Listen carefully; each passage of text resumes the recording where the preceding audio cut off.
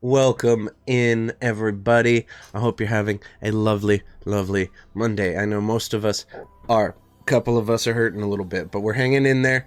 We're going to make it through with Hell's Corp with his ridiculous backgrounds again. I'm so happy. Kayla, babe, thank you for the biddies. I appreciate you. Ryan, baby girl, thank you so much for the raid. I appreciate you bringing all your friends and fam on in here. From the top, welcoming Capsum, Kieran, Berserk Zach, Vestium, Food Safety, David the Nomi. Appreciate you, Jotun. I see you. How y'all doing? Boom, boom! Welcome in, my dude, me Spoots fan. So glad I have someone to watch sports with. Last night we were bored and looking for something to do, so we watched the last 10 laps of motorcycle racing. It was exciting, and really the only thing that was on. It was a good time. Boys doing boy things. But all of that aside, we're super happy to be here. We're super happy to have Hell's Court back. As for announcements, nothing really new going on. Gonna try to squeeze in a couple streams here and there sometime in the near future. But for now, it's just the Monday nights that y'all get to look forward to. That being said, let's open the floor to the people in the crew here, starting with Ryan below me. What do you got for us today? What's going on over at the Little Purple House? Only if you want to. Oh, there's only a few hours left in Pride Month. Get it in while you can. Get gay while you can, everybody. Wait, I gotta fly really fast, guys. I gotta catch a flight. Go after you just gotta run. You gotta want it. That's all you need. Facts. We had a wonderful last week of Pride. It was awesome. We did our last day today. It was great. Tomorrow's Canada Day. You may not see me because I might be just walking around. Who knows? I might just walk right into the ocean after work. Do it. Great. Canada Day at a grocery store during. It's gonna be great. It's gonna be. Pray awesome. for me. You got it. You got this. Stay strong. Next up, JTB. What do you got going on, homie? I see you've been doing some work. You're gay with me too. So Monkey Man. Check out the Discord channels, music channels, because I did upload new things. Shout out new things. You know, I'm okay with how they turned out. They are one takes, by the way, not like actual edited vocal covers. I feel like I should clear that up. That is all done in one take. Woo! So yeah, check those out, and that's pretty much all I've been doing. Segue, if y'all haven't joined the Discord already and you want to, feel free to swing by. Feel free to hang out. Purchase some stuff at the apothecary. Like erectile dysfunction pills. Anyway, moving on. Chris, what do you got going on, homie? Saving the best for last, guys. Yeah, not a whole lot, just E. Just E. Cool. Got it. Love that. Moving on to you. Hell's Corp. Greg Johnson. Fighting through it. As opposed to Ryan here, I was so determined to become heterosexual that I managed to push through to July 1st to be born. So that's all I got going on. Being born in Pride, you had to be born on Canada Day instead. Congratulations. I was You're one of us, homophobic baby. I've learned since. That's true. There's nothing more hateful than babies. Vestium, thank you for the gift subs. 5 gift subbies out to David. Boom, boom. Jotun. Kerboner. El Kerboner got a gift subby. And Berserk Zach, thank you so much. I appreciate you. Segway or Segay. Happy Pride. Last day of Pride. All the gay jokes in chat right now. I need to see it. I'm over here dying thinking about baby Hells coming out of the womb and just fat. hey, gay jokes aren't funny. Hell's Come on, Corp's guys. first word was a fucking slur. How very American. Have you guys seen that one Norm Macdonald clip where he's being interviewed by Larry King? And he asked for one thing that Norm Macdonald would never share with anybody. Mm-hmm. He says, "I am a deeply closeted gay man." And then Larry King is like, "Whoa, really?" And he's like, "Absolutely not. I would never share that." It's a very He- good clip. I he was right. recommend everybody look it up. It's very funny. I love Norm Macdonald's. Goddamn, Same. do I love him. Same. Y'all, go check out Ryan and Hell's Corp. Check out JTV's vocal covers in the Discord, and I guess go say hi to Chris when you have a second. I'm sure he'd appreciate it. There you go. To be fair, you can check out my Twitch. It's just dead. That's true. You just For don't now. upload stuff on it anymore. It all goes to It the just Discord got shot anyway. in the back. But follow him. He do took it out do behind the barn and sent it the way of Old Yeller. Love to see it. Also, Kayla, thank you for the biddies. I appreciate you. Everyone go show some love to Kayla when you get a second. Lastly, y'all saw me shout out Stormy. I'm gonna do it again. If you haven't had a chance yet, swing by Stormy's channel, because Ryan and I are guesting on there every other Sunday. We were gonna do on this Sunday. People were feeling out of it, so we had to cancel and postpone it to 2 weeks from yesterday. So we'll be back on the normal schedule for that. I'm very excited to continue playing Bonesy Jonesy. He's been really fun. If you guys hear me wincing occasionally, it's because I done threw my back out, and that shit is rough. Breathing at the wrong angle causes significant amounts of pain. We're hanging in there. If Hells can be here, so can I. High five. High five, buddy. Appreciate you. It's good times. But yes, check out the appearances there. Go show some love to everyone in the chat. Everybody love each other. All of that. Oh, yeah, there we go. All of that being said, I do believe we have a D&D campaign to get back into. So let's fucking do it and go have some fun. Thank you again, Bestium, for those gift subs. I appreciate you. So I'm going to turn up the mute. Damn, all the canny ASMR today. D&D nerd stuff, I see that's all you get around here, especially these days.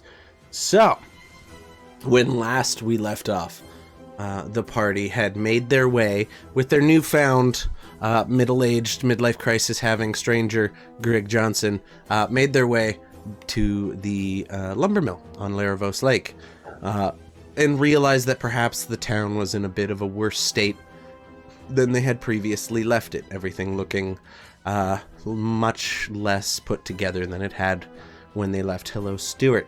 After helping a few individuals, but regretfully being unable to help the last of them before they passed on, you spent some time in town and eventually went to talk to the head of the company, or the head of the lumber mill there, and he revealed that there had been some kind of attack one of the nights after you guys had left, and most of the town guard and several of its citizens had not only been defeated, but also some were dragged into the depths of Laravos Lake, which seemed odd to all of you.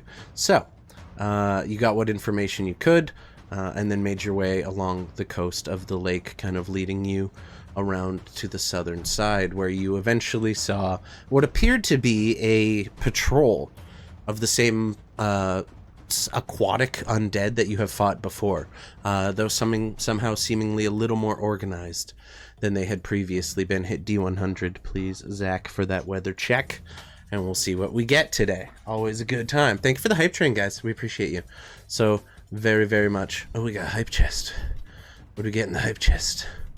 I gotta spill the tea emote. Choo choo, motherfuckers. Yes, that's a the best good one. That's a good one. Okay, 43. So it's still snowing on you boys, which makes sense because the storm has slowed down from what it was before.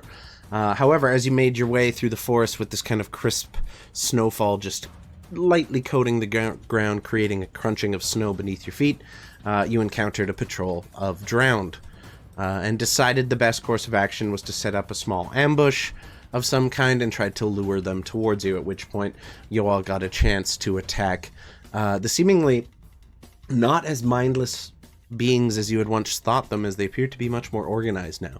As the fight began, however, you all, I guess just Dusty, excuse me, just Dusty from his vantage point, noticed a section here where a number of hands kind of burst through the snow and rock and began pulling themselves out, revealing 3 more drowned to replace the one that you had managed to dispatch so far. So, with all that being said, we're going to kick off right back in the action. I need all of you. Greg Johnson, first of all, you need to drag your mini back onto the field, because we got you a new and Alright. updated mini. I don't know where it's at. I I renamed don't it remember to where it was. I mean, right where the current I think it was just version behind of this you rock. is. Yes. Yeah. Perfect. You just can't move the tokens I put down for some reason. I don't understand. Yeah. Weird. But all that being said, we're going to kick back right into the action. So if I could have you guys select your mini and roll an initiative check, so you end up right on the list. Dusty leading the pack so far. Oh. As you guys, I guess you can't see. You guys can see the initiative tracker, right? I rolled a nat 20. Oh. Beautiful. Still didn't beat Dusty. Did mine go? Oh, you also rolled a nat. Oh my fuck. Holy pog. No, Greg Johnson's did not go through. I know you have the Beyond 20. I do, but I was on my old. Ah, you have not enabled. You can just tell me what it is, and I will add you to the thing while you get that set up. Yeah. Greg Jenkins. Greg Jenkins. Not Jankum. I have no idea. It disappeared. All good. We can wait until you're back up and running. Sorry. You're good. We're not stressing anything today, other than you guys being 4 attacked. plus 3. Ooh, and a total of 7. All right. Crazy is I got like a 16 or something the first time, but it went away so quick I didn't see it. Fair. Tragic. Well, all that being said, we're going to start the round with Dusty, who ended up just before Xechas with your initiative. You've already dispatched of one of the drowned, but you see another small number of them now rising out of the depths, seemingly beneath the ground here to come greet you. What are you doing? I'm gonna first and foremost open my bag Mhm. and let Violet out. As you do, yes. So, how is put it? Greg, standing behind the tree, would basically see Dusty Yes. kind of scramble down a little bit off the branch, open the pack, and then just a fucking bright amethyst dragon just fucking scatter out of this bag down. Greg, you see this kind of purplish crystal amethyst dragon scurry down the tree beneath Dusty and make its way onto the battlefield. What are you doing with Violet? Well, she's gonna stay there for now because well, she can move. I just can't have her attack. That's Sounds right. good. How far up was I? You were pretty near the top of the tree, so probably about 25 feet. Okay. He's got 40 movement, so 15 left. Sure. So just move over there. Sounds good. And then because I want to use my bonus, well, I can't. I got her out. All right, I'm just gonna shoot this guy. This guy right here. Fair. So you take Mostly aim because he's as the only Violet one I kind can of really see. scurries down into the snow. Yeah, you kind of have a bit of a view of these guys popping out, but definitely not a clear shot per se. That dude, however, you got a clear line on, and it looks like he's already kind of distracted by everything else going on in front of him. He doesn't notice you at this time. What are you gonna do? Fire at him. 27. Yeah, that hits. That definitely hits. Oh, 11. Okay. 11. I'm gonna hold my reaction on this. Sounds good. As you're all kind of engaging, getting ready to fight these creatures, you hear another gunshot ring out from the tree, kind of facing down to your south with this big plume of blackish smoke joining it. And at this point, it's a familiar sound and smell to you guys. Kind of the smell of burning sulfur as he does so. And for 11 damage, you watch as the creature is hit and kind of stumbles forward into the tree, but very much still standing as it turns to face you and kind of connect where you are with the gunshot as this big plume of smoke kind of pours out of the tree branches. Is that it for your turn? Yep, that is everything. Alrighty, Xechas, you're up. Okay, do I have sight on any of the happenings around this area in the middle? I'll Did I say see roll them me a come out of the ground? perception check. It's going to be a pretty high DC because you're behind a tree. There's 3 other trees in the way and a bunch of rocks. Very tall rocks. 11, no, probably not. No, you have no idea what's going on over there yet. Okay, that's fine. I am going to. At least till you move. I'm gonna relish. I like the cover that I'm in, just because these fuckers. I relish in the fact that we're outside in the cold, because I am going to send a firebolt at this guy, the northernmost one. Okay, go ahead and roll your attack.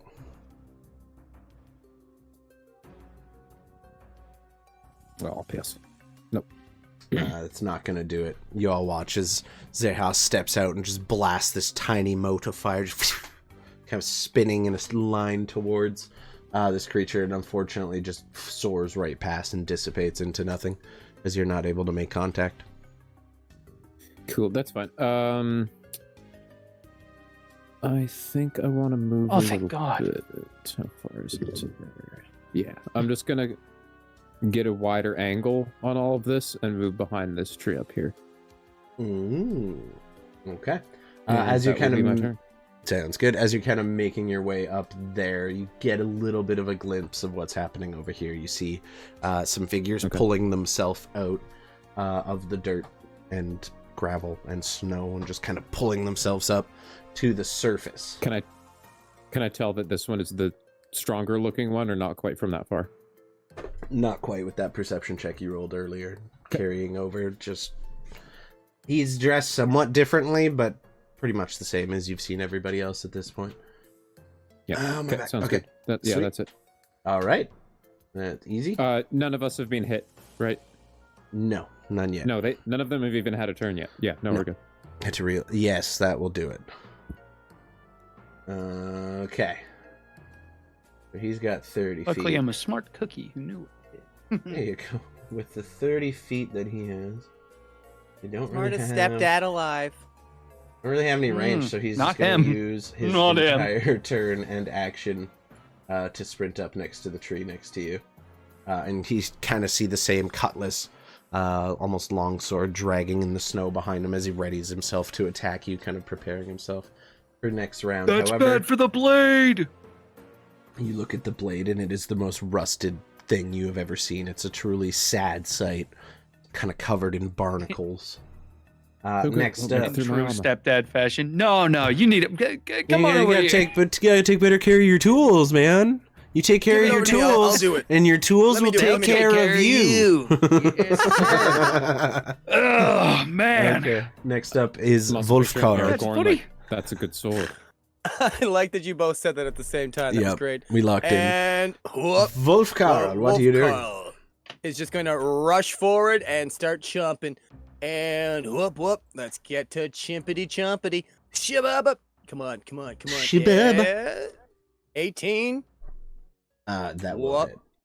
That That's will hit 12. these creatures. They don't have a high AC. They're wearing like sailor clothing and normal Sure. peasant clothing, not like any armor of any kind, and they are quite slow moving. So 12 points piercing damage on that guy. Whoop. Okay.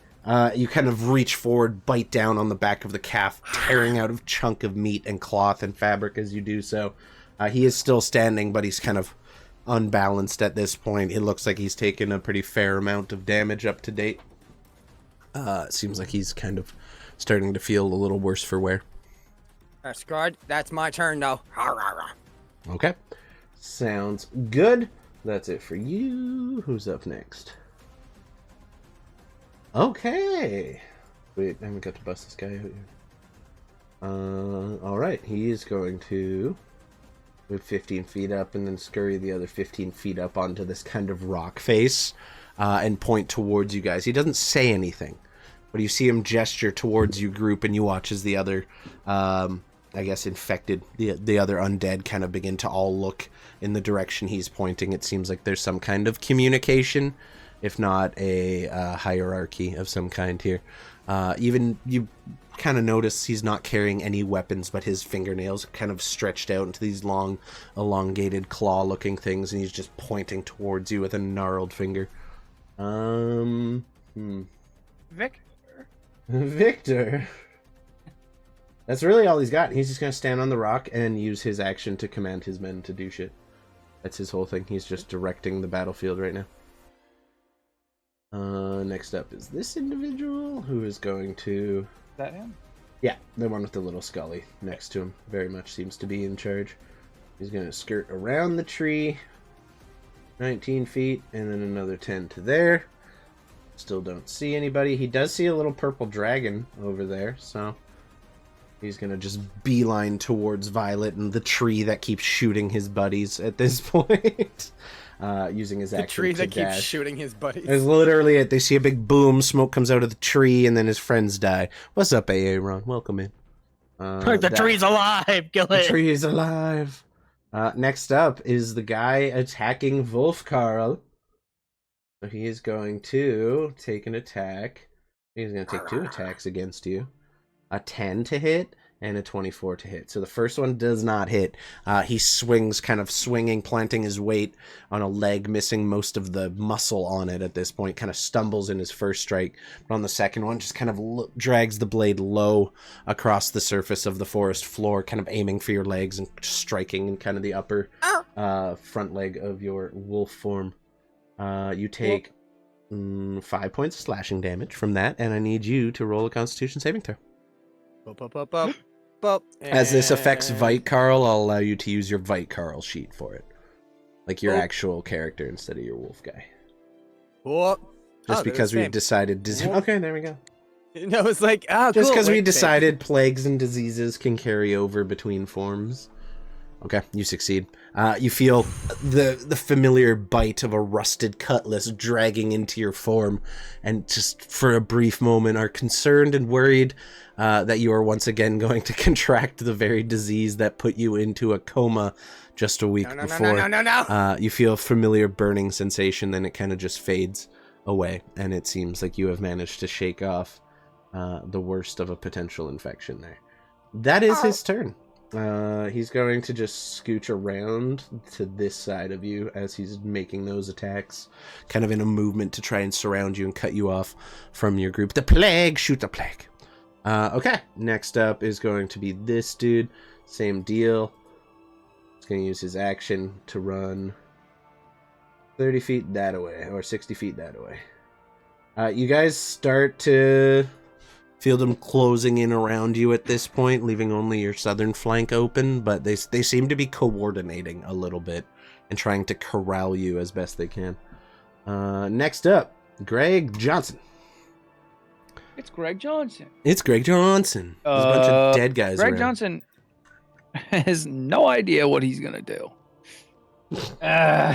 Greg Johnson might just dash. Fair? That incurs attack of opportunity, doesn't it? Most likely. I don't know if Greg Johnson would be familiar with that, but That is potentially true. That is fair. Mechanically, though, yes. Running through the center of them would cause both. Yes, I understand that, but as you rightfully pointed out, Greg Johnson doesn't know no better. Yeah, I think he's just going to Beeline full towards on. the leader. Yeah. Okay. So that's what we're gonna do here. Roll me an athletics check, Fuck me. please, as you just Okay. barrel through this group. Okay. I love this man. 15? Not bad. Oh, wait. Okay. Hold on. Never mind. Doesn't matter. You've rolled already. Why? What's I up? was gonna say, could I go rage first? It's up to you. Either way. But I mean, I didn't call it on time. It's fine. Fair. Greg is he's kind of insane. So as you just put your Greg shoulders just wants to go down home. and kind of beeline towards these creatures, you see the one that seems to be like issuing the commands, and decide in your mind to target that individually or that enemy individually and no one else. So you sprint forward at full speed. As you do, you kind of plow through the other two standing on the flanks of either side of you, knocking down the top one who failed. So he is now prone. Move Hell on, yeah. Greg. As you just barrel your fucking way through him. I'm going to put this little sad face thing on it. This one over here, they'll both get their attacks of opportunity, but where one of them is now knocked prone, he's at disadvantage. Sure. The first one. 22 to hit. believe that hits you. You take 8 Nah. points of slashing damage as the one that is still standing as you're running past and shouldering his buddy to the ground. Just strikes out again with a low blow from the sword, kind of scraping across your leg, cutting quite deep. I also need a Constitution save with a DC 12 from you, please. Con save? Mm-hmm. Okay, you're good. 21. And now the other guy at disadvantage, not going to hit you, okay? Perfect. They both Hell yeah. get a swing off at you, but you're too busy barreling down one of them to even worry about getting hit by him. But his ally seems to... And then You feel a bite of a sword into your leg and shrug it off. You'll just pour some No, he beer on doesn't. it later. You'll be fine. No worries. I got some super glue in my back pocket. He No pulls out more difference. sand. Duct tape and super glue. Pulls out more sand. sand. Perpetual sand pockets. I'm here for it. Okay. Next up, I believe, is this sad, lonely bastard over here who's going to go 30 feet, then another 30 feet right up into Greg Johnson's face as he seems to be trying to interpose himself between you and their leader. He kind of just barrels towards you, cutlass out. Isn't able to make an attack on you this round because he used all his movement getting up to you and had to dash. So, next up... Nope, I went back one too far. Dusty, you're up, my friend. You watch as this Greg Johnson moment just unfurls before your eyes. Him just barreling through these guys. You see Xechas firing off in the distance and missing. What are you going to do? Dusty, as he watches Greg run, has a flashback to when he really tried to end the fucking goblin fight early by taking the guy out. And it's just That's like, oh shit. He's gonna fucking, he's gonna aim the musket at the guy in front of Greg. The little dude right there? Sure. Yeah. Hell yeah. Easily done. Go ahead and Uh, roll your attack. At this point, the snow has begun to slow from what it was previously. It's still a fairly steady snowfall at this point, but the wind isn't blowing quite as hard. What's up? I'm Oh, boy. like 25 feet up and 20 feet away. How far would I be away from Violet currently? Like 23 some feet? What? No. Not math. Yeah, I was going to say we need to do the Pythagorean theorem. You're within 30 feet of her, I'll tell you that Within much. 30 feet. Got Yes. it. 18 Okay, plus X perfect. Y. Then the purple glow is going to coat the bullet as it comes out this time. Okay, easily done. We'll see if I hit and make it matter. 19 19. does hit. Greg, as you're kind of like lining up, you see this undead creature run out in front of you and then immediately is just like spun partially around as a chunk of its shoulder flies off entirely, followed by this Greg didn't see it. kind of purple flash. He's right in front of you. Just didn't know. Greg's looking past him. Pure tunnel vision. I love it. He only sees the guy in front of him. Greg, you would Guys, see blind all of your that eye. if you were 14 paying attention and weren't wearing your horse blinders. 14 total? Okay. I love Yeah, I'm going to stay in the tree. it. Okay. You I just sit will tight in the use T. my... Yeah, I'm going to use my bonus action, though, to make her go up here and attack. Okay, go ahead and roll your attack. A 6. Or wait. That's Those D6 damage. plus 2. That's damage. Oh, 23. Oh, okay. 23. Definitely hits. Go ahead and 6 damage. So Violet kind of jumps through the snow and then kind of settles into a sprint as she just sprints up, jumps, and clamps on to one of these creatures' legs and tears off a chunk of meat. Not entirely dissimilar to how Vite Carl has been doing it. All right, that Okay. is everything. Hell yeah, brother. Next up, we have Xechas. Okay, I see this other one. This guy down here is making a run for me, right? It would appear, at very least, that might be the case, yes. Okay. I am going to... I'm going to T-bow and hold a thunder wave. You're gonna T-bow? Give me an example of you T-bowing.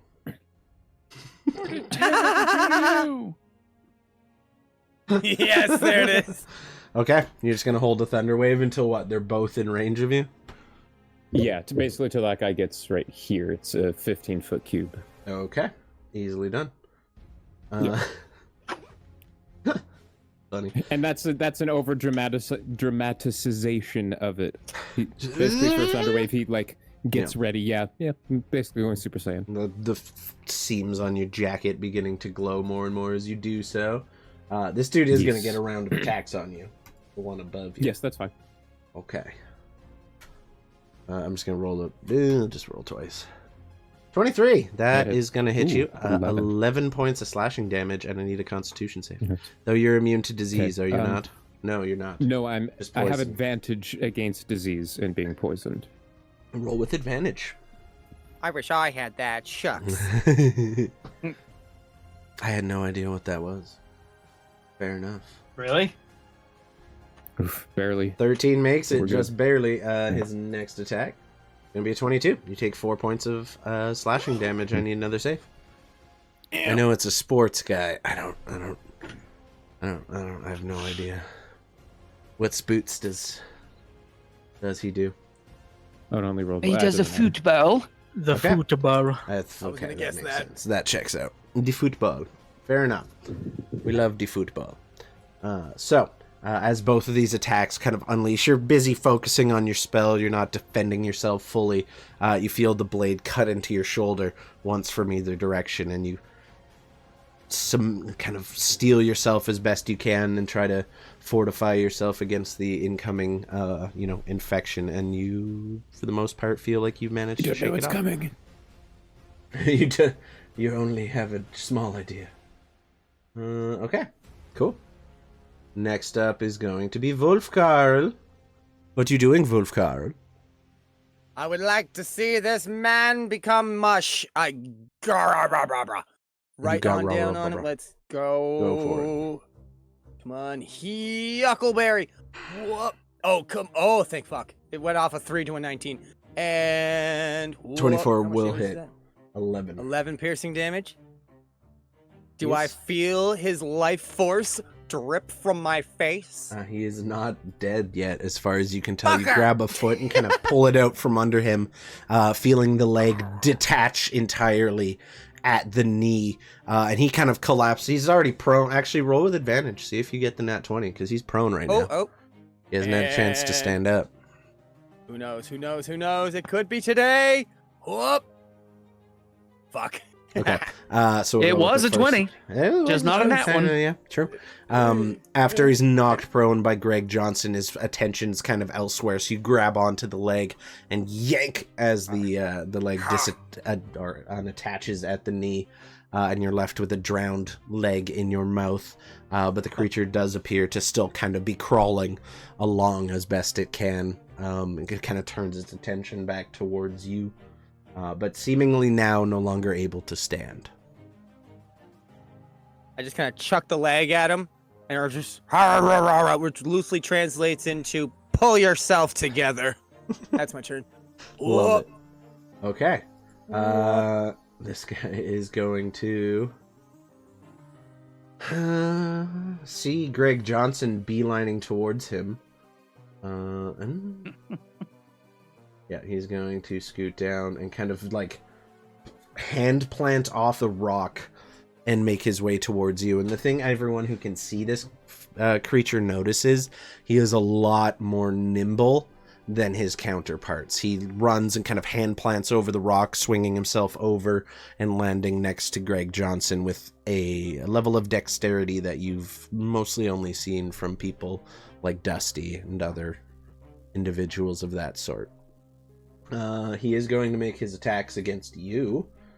All three of them. A 14 to hit you, I believe. What's your AC? Does not. Ooh, 16. Okay. A 17, that will hit you.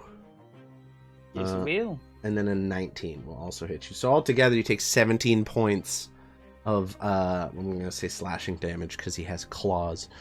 He just unleashes a series of claw attacks against you. The first kind of catching on your polo shirt and not making its way all the way through. Oh, I get advantage. Thank you. I'm going to use that while I murder them. Awesome. The next two strikes, however, you feel claws dig into your chest and then back, and he kind of drags them out on the way out, I need you to roll me 2 Constitution saving throws, please. Ow, my back. Fuck, that hurts so bad. Ooh, Yeah, it's not great. ooh, that's close. Does that succeed it or does- fail? It succeeds. Oh. I'm just checking something. DC 12. Yeah, there's no stipulation that once you make the save once in a day, you're good. You just have to keep making it every time they hit you. But you feel all these claws just dig into your flesh as this individual makes his way towards you, and you see what appears to be where the others are kind of dressed in drab, like basic sailor's attire and peasant clothes. You see this one appears to be wearing an officer's jacket of some kind. Like, it looks like he was probably a higher ranking sailor at one point.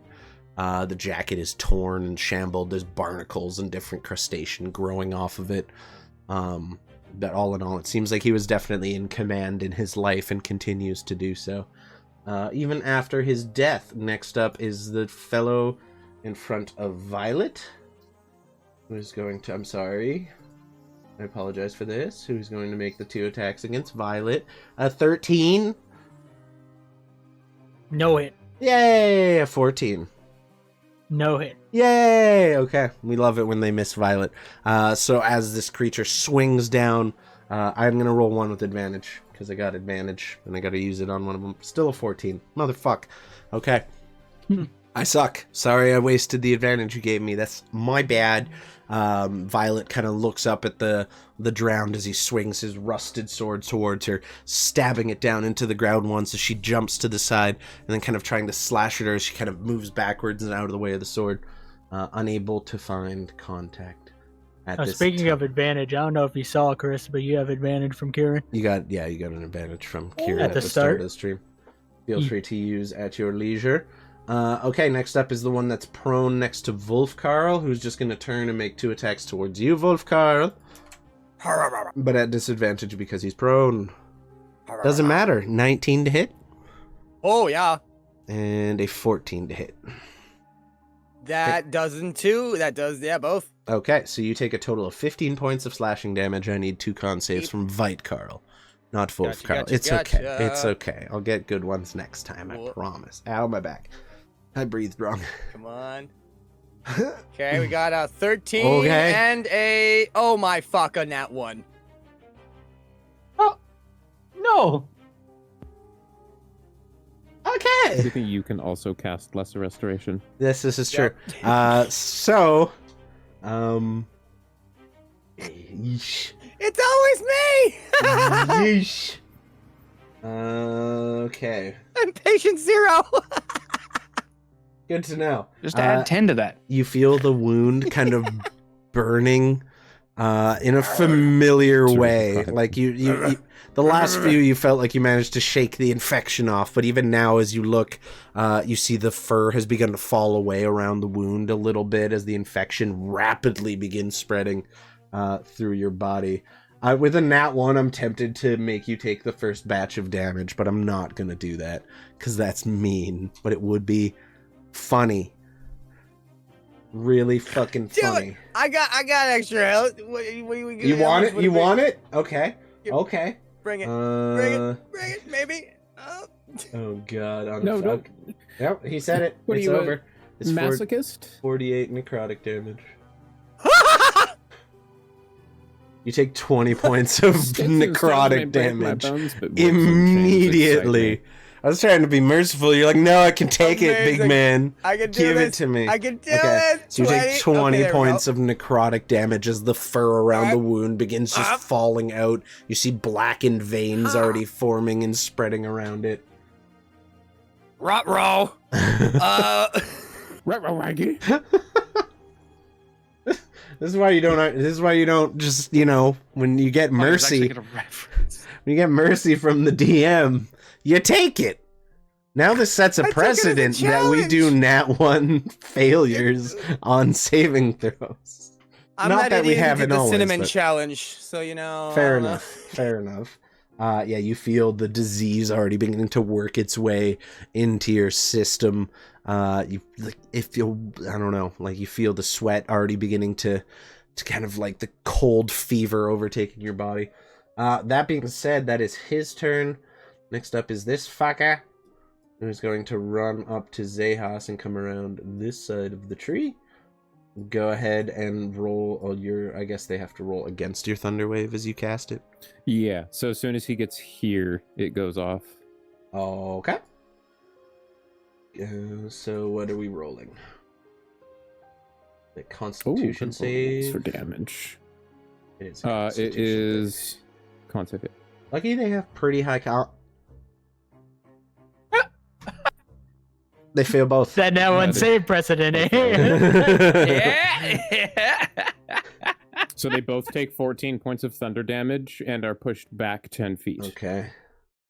10 Not feet. prone, just backwards. We'll say because this guy failed so spectacularly, he will fly back 15 feet and lands prone. There we go. Oh, fuck yeah. So the first one just gets Let's blasted go. back and kind of pushed and managed to regain its composure. The other, who was not quite distracted per se, but not really paying as much attention as it was more just in a frenzy trying to kill you, is immediately thrown off of its feet and blasted back and slid onto the ground on its ass. So that one is currently prone. And there's a huge boom. Okay. I think that was like all his 14 damage. movement. I That's think too he had shy like of max. 10 more feet of movement, so he can move back up a little bit, that guy. So he's just going to kind of move his way back towards you. And that will be... Aha. Now he can't get in range to attack you, which is unfortunate. That was the plan all along. Yep. He kind of just raises the sword to come in on the next strike next turn. It just looks like he's going to sprint straight at you. And go for the attack. But good job keeping him from, getting too close and hitting you. Well done. Good damage on both of them. 14 Definitely. Tunder. 14 Tunda. Boom. Okay, perfect. Greg Johnson.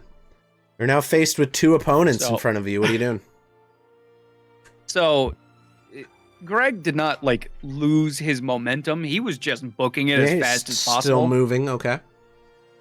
So as he saw the guy do his weird flips over in front of him, he, similar to when you're not paying attention in a dark room and you just slam on a coffee table, he'd full Scooby-Doo fucking yabba yabba doos his way into the guy in front of him. Okay. Turns around and goes, "Stop moving!" It goes full rage. Roll me an athletics check as you plow into the other guy next to him and kind of ping, that's a strength save, but I'll take it. That's all good. But you still rolled a 4. Since I'm raging, yeah, I can hit it again, is right? that advantage, yes. Make sure I actually do an athletics this time. Oh, you said athletics? Yes, it did. Plus another 2. I So would that's imagine. 13. Okay. That's 13. So with a 13, you manage to push him just 5 feet out of the way, and you stop your momentum to turn and face that dude, like you said. Almost just like in a game of pinball. Just bounce right off of him, turn around, and just stop moving! And you can take your round of attacks against this individual if you want to. Greg Johnson was a linebacker in collegiate football. Straight up. So you see you see him reach into his back and he pulls out the giant chunk of bed that he stole. Mm-hmm. The leg of the broken Still bed. with chew marks all over it from where he was chewing on it in the church. Yep, of course, He's as like- you do. Somehow got stupider. Hits himself on the shoulder by accident Don't go. as he's going. "Ugh." There. Go ahead and roll your attacks against bed leg chunk. You did the push attack. What's the damage? 15 is still going to hit, I believe. When you rage, do you get advantage on anything like that? No, not attacks, just strength checks. Gotcha. You do, You get bonus however, damage too. hit. So go ahead and roll your damage. Oh, shit. And then, since it's rage damage, I'm sorry, I'm not used to barbarians. All good. I had to reread it a little bit. I think as soon as you roll it, unarmed it'll strike. add the raid damage on the side. It could be right. Oh, it'll just do it on his own? Nope. Fuck. Apparently not. But you also always it's do plus 4 2. damage, I'm pretty sure. No, you get a d8. Makes sense. As you bludgeon him with a table leg. I There- love it. There might be So- a checkbox to click for your rage damage. I'm not sure. I did click the rage checkbox, but it didn't add the damage. So let me just deal damage to the target. You gain a bonus that increases as you gain levels in barbarian, shown in the rage damage column of the barbarian. No, what is it? I'm pretty Should sure be it's 2 right now, I think. probably. Is it 2? Feels right. Okay, I'm down with that. I'll look Yes, it up it is 2. for the next turn. I'm looking I'm at the column sorry, right now. I It's didn't it's know. 2 until you hit level 9. Perfect. Okay. Yep.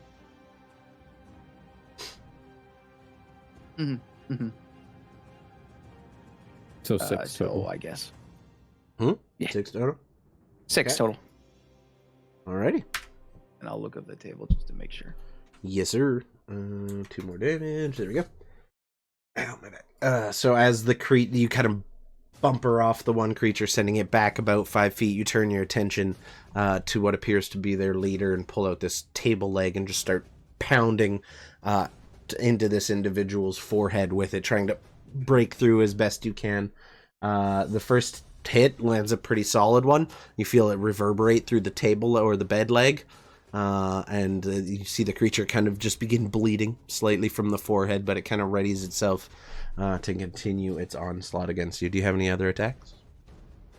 It just says attacks per action 1, so I assume not. No multi-attack yet, but we're only level 4. My bad. Yeah, Okay. level 5. Next up is the one behind you. Rage. Yeah. So as you bump off the one behind you, it kind of turns its attention and just drives its longsword towards your back. Actually, he's going to move over this way, so he's flanking. Yeah. 16 to hit. I have 16. You take 5 points of slashing, and I need a Constitution save from you. And then the next strike does not hit at all. Come on, Greg. Come on, Greg. Don't. You said how much slashing? A total of 15. Oh, no. Well, just 5. The second attack didn't hit. So just 5 slashing, and then you need a Constitution save. So, and halves, when I have, do I round up or down? Up. So 3. Okay, so 3 damage. Yep. Sorry. It's been a while. You're good. And you said Constitution? Yep. No I hate worries. to inform you, but you may have disadvantage, I believe. Who got disadvantage? Oh, Greg got Mr. disadvantage Greg. from Ridiana. They Okay. redeemed a disadvantage against you. Get wrecked. Roll again. Trying to sabotage us. Still safe. Oh, I thought that was for 17. me. The number of times I see Greg and I think y'all are talking about me. Gregory. God yeah. damn it. Yeah. It fucks with me. It wasn't until after I named the character that I remembered. Yep. I saw was Greg and I thought unintentional. Ryan too, actually. This I whole time defaulted I've been to like, why did I think that Ridiana was talking about me? Oh my god, Greg. that. I'm So just you trying to do, make people get their redeems, man. you do I'm manage sorry. to save as you feel a blade dig into your back, but you know you're pretty muscular back there, barely manages to get through. You could shake that off, pour some beer on it, same way you will the other one. A Next little bit up, super glue. yep, more sand. Next up, Dusty, you're Yep. up. All right. You see Greg Johnson getting kind of pummeled from both sides, but beating the shit out of their leader with what appears to be a broken piece of the bed frame from the night before. See that? I see the one in front of Violet. I see that, and I see the two trying to gang bang fucking Chaos up top. Yeah, you all hear the thunder go off, and you see Zahas like unleashing this wave of energy towards him as he breaks his Tebow pose. And yeah, definitely seems to be a little bit cornered at the moment. A little misty. So Dusty's line of thinking here is he doesn't really know Greg, so his current concern is making sure Zaha stays alive. Priorities. Given the fact that there's two over there, you're gonna see him There are take also one two of on those. me. You're gonna see him take a normal musket ball now, Mhm. and he says something in Draconic, and those thorns begin to form over it as he Mhm. loads it in now instead of having the pre-set up ones. Ah. And he's gonna take aim at the one standing up. Okay. And he's The gonna one fire who's at not it. currently prone. Gotcha. Mhm. Go ahead and roll your attack. Don't fuck me now. 24 will hit. Now. For 10, and then my hail of thorns will go off. Is there a I believe save another- for that? Or no? There might be actually. Let me look at it. I don't remember. This is our first time having a ranger. You figured we'd know by now. Dexterity save. Yep, Okay. That's for each of them. Oh, for both. Fair enough. A 14 and a 15. I The one is at believe that disadvantage. passes. One's at disadvantage because he's prone. So the guy on the ground is going to get hit with your tail of thorns, but the dude it hits is not. Okay, well, it's only one. One whole That's the worst hail of thorns I've ever rolled, man. Hail of Thorn. Hail of just one Hail of single. single thorn. Well, to be fair, it can't be halved any lower, so poor dude still takes one. Perfect. Okay. And that's my If he bonus takes in my half action. of one, we round that up and he is- takes one. Okay. So I'm gonna have Violet's- Violet move here, Where? but because I in the center of these two, Perfect. and because I couldn't command her to do anything, she takes dodge by default, I believe. Okay. Sounds good. Xechas, you are up. You Okay, see as the creature seeing- in front of you yeah. is rocked by a bullet and a single thorn just poots out and hits the other dude, seemingly to Yep. very little effect. What are you doing? That's okay. I'm gonna move my full 35 feet away, just in a very backwards line In type a of very deal. backwardsly direction. Got it. Yes. And I'm gonna remember a thing that I've had for a while now. I'm gonna reach into my bag of holding and pull out my scroll of Chaos Bolt. Oh, okay. I'm gonna cast Chaos Bolt at the one that is upright. All right, no check required. It's a low enough level spell, So and you're highly Sweet. intelligent, so you get it by default. Go ahead and roll your attack. Also, ooh, which not very good. Oh, I'm gonna use my advantage. sure. Which one are you aiming at? The Be one better. standing? Yeah, it's better. Okay. The one standing up. Yeah, because it Okay. would be at disadvantage to the A prone guy. 20 So will 20. hit. Yeah, that's much better. What kind Okay, of damage the is your first- cast bolt doing? The first D8 will determine that. Yes. It's So an 8. okay. So what is an 8? Oh, more thunder damage. Oh, beautiful. 16 points too. Damn. Yeah. Keeping it in theme. Okay, 16 to you. So you watch as the bolt kind of you hold the scroll up to read it, and as you do, the bolt manifests around you, and you cast it very much the same way you would anything else. And you watch as it changes through various colors as it makes its way to the individual until it finally hits, and you hear this kind of thunderous and watch as the creature is kind of thrown back a little with bits of its clothing kind of splitting and falling off and hanging in ragged tatters around him. He is in rough fucking shape. Like, that's just blowing chunks of meat off of him at this point. He kind of begins continuing towards you, but definitely... Yeah, very good. Jesus. Yeah, that was good. Well done. Anything else? And yeah, I'll just admire my handiwork. No, that's it. Okay. This dude's going Need to to use get more friends. half his movement to get up from prone, move his other 15 feet, and then again... I can't make it to you. Fuck. Just moving, using his dash action to move full speed towards you as fast as he can. They're about the speed of an average guy, but it's kind of comical how he's just getting within arm's reach but unable to hit you. That'll be his turn. Next up we have Volfkarl, I think? Yes, Volfkarl. What do you got? Other than the plague. A bad case of the I think I know what I'm doing here, which is never true. I'm gonna bite down on this bitch. Let's Bite him. Bite him good at And- advantage because he's prone. Let's see. Oh, I can do better than that. Let's see, I can do better than that. Up, and biting. Whoop. No, I can't do better than that. So what was that? The 12 still hits. They have an AC of 10. Oh, thanks. Except for the main guy. 11. Okay, so 11 points of piercing damage.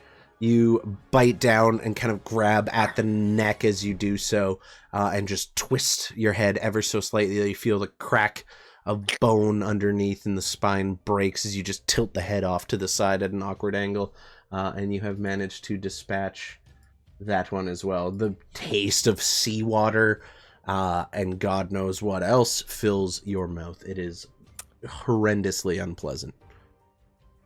Tastes like my boils used to. No. And I'm gonna use my bonus action to rampage. Oh yeah, because you killed somebody. Yeah. And so I'm gonna run. I'm taking inspiration from stepdad. And What's your movement? 50. Oh, if you move one more down, you'll be at advantage because you'll be flanking with Greg. Ooh, fabulous. I love you. I got you. And okay, one was a 19, but it could be a 20. It could be a 20, my poor baby. That's fine. It rolled off a 20. But it's still a hit with that first one. 9 piercing damage there. Okay. I'm now going to absolutely. use my reaction as well to have Violet enforce that. Oh yeah, you can do that. Ooh! My teeth glow purple. So as you bite down into the creature, dealing your 9 points of damage, JT add 2, so 11 total.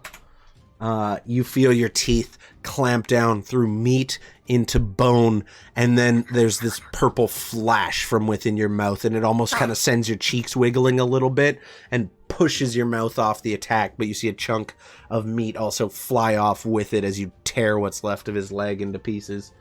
He is still very much standing and kind of looks over his shoulder towards you. Again, they don't seem to be able to speak, but he's and just kind of positions like he's going to attack both of you on his next round because he does not like being cornered. Is that it for your turn? That'll be me. Hop. Okay.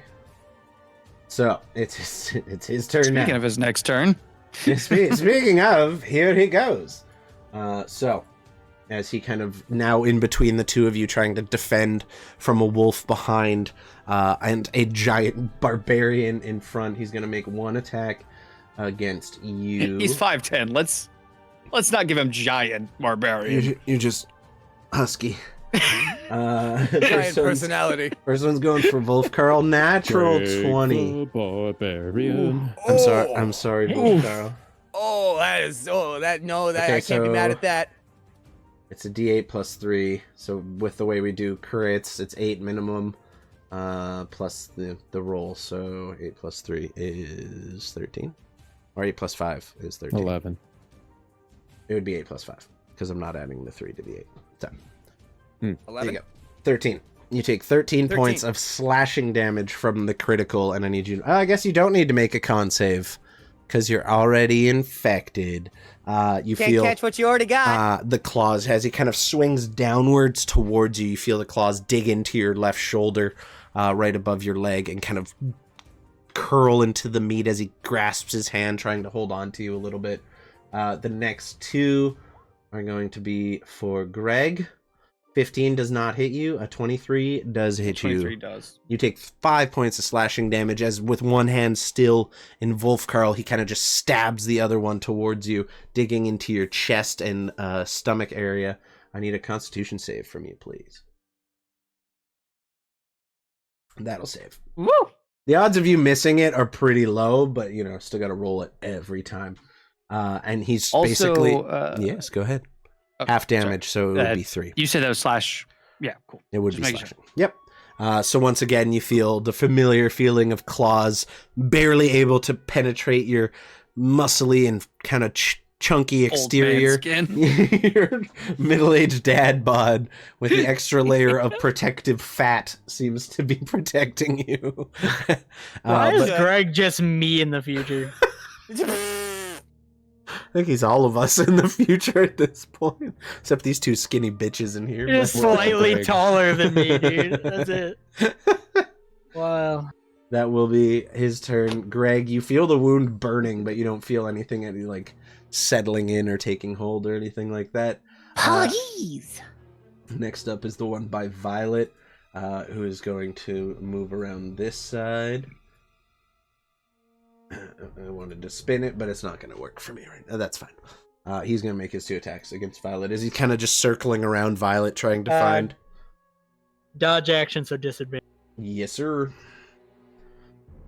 Ow. Disadvantage.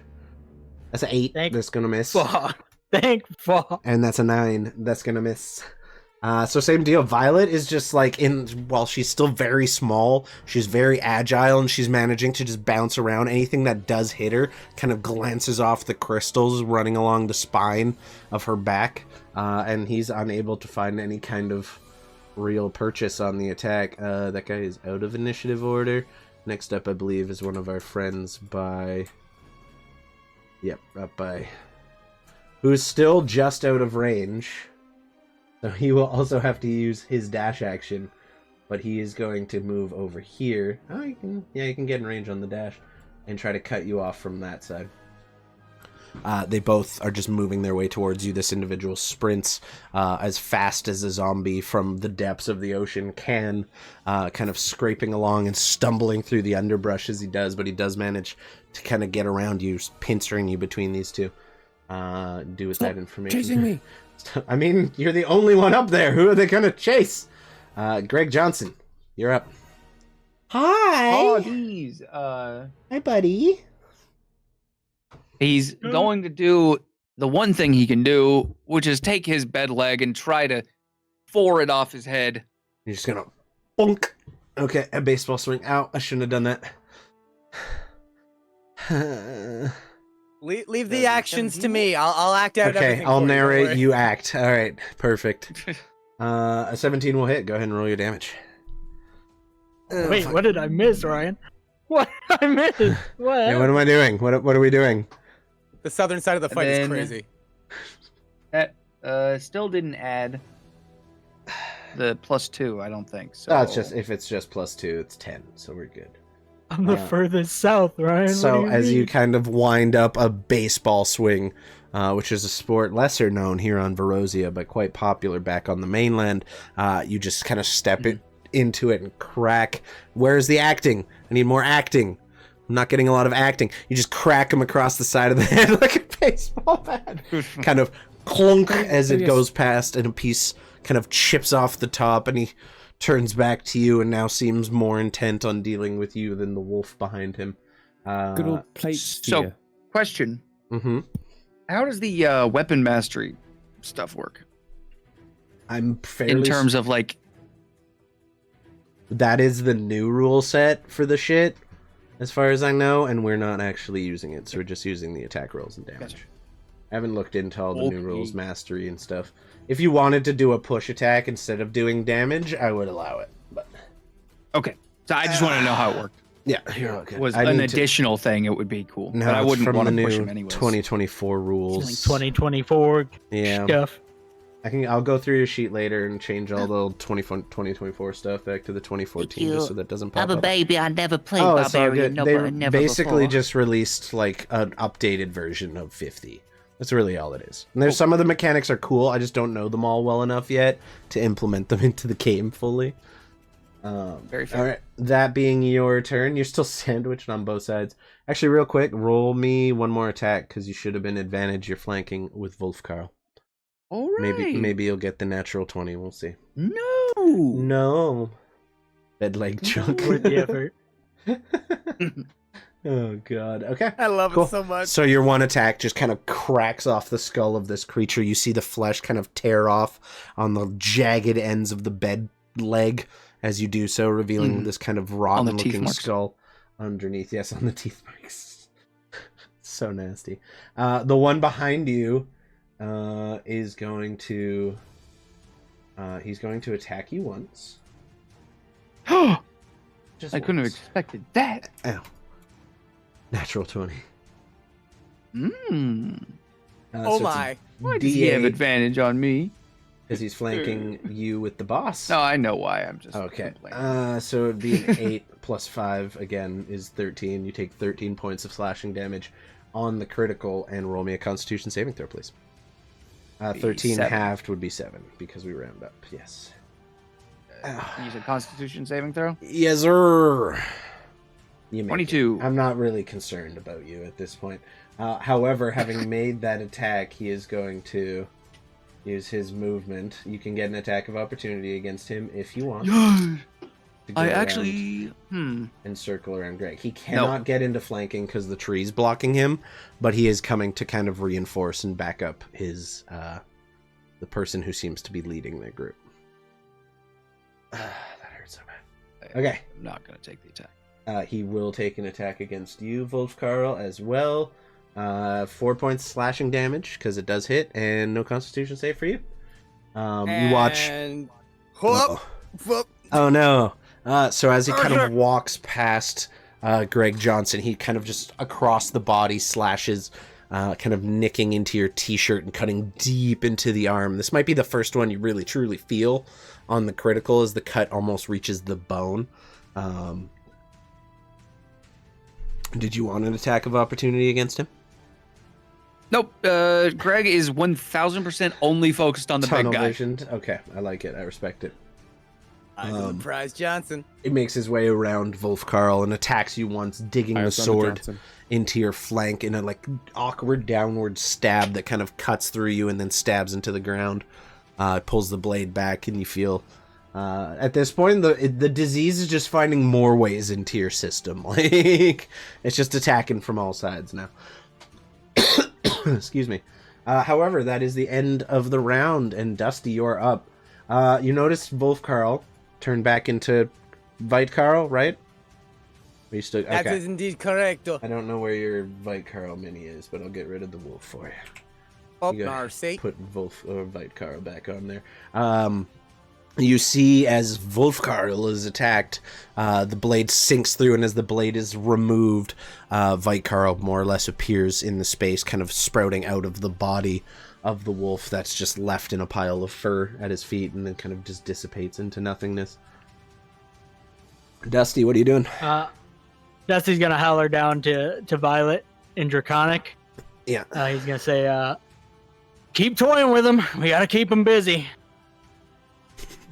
Fair enough. He's gonna say "hunt" in Draconic as he claws across his eye. It's Okay. gonna turn red as there's a glow that covers the main dude. Okay, so your hunter's marking. Yep. Cash my hunter's mark. Easily done. Go for it. And then I'm gonna shoot at him. Okay, go ahead and fire.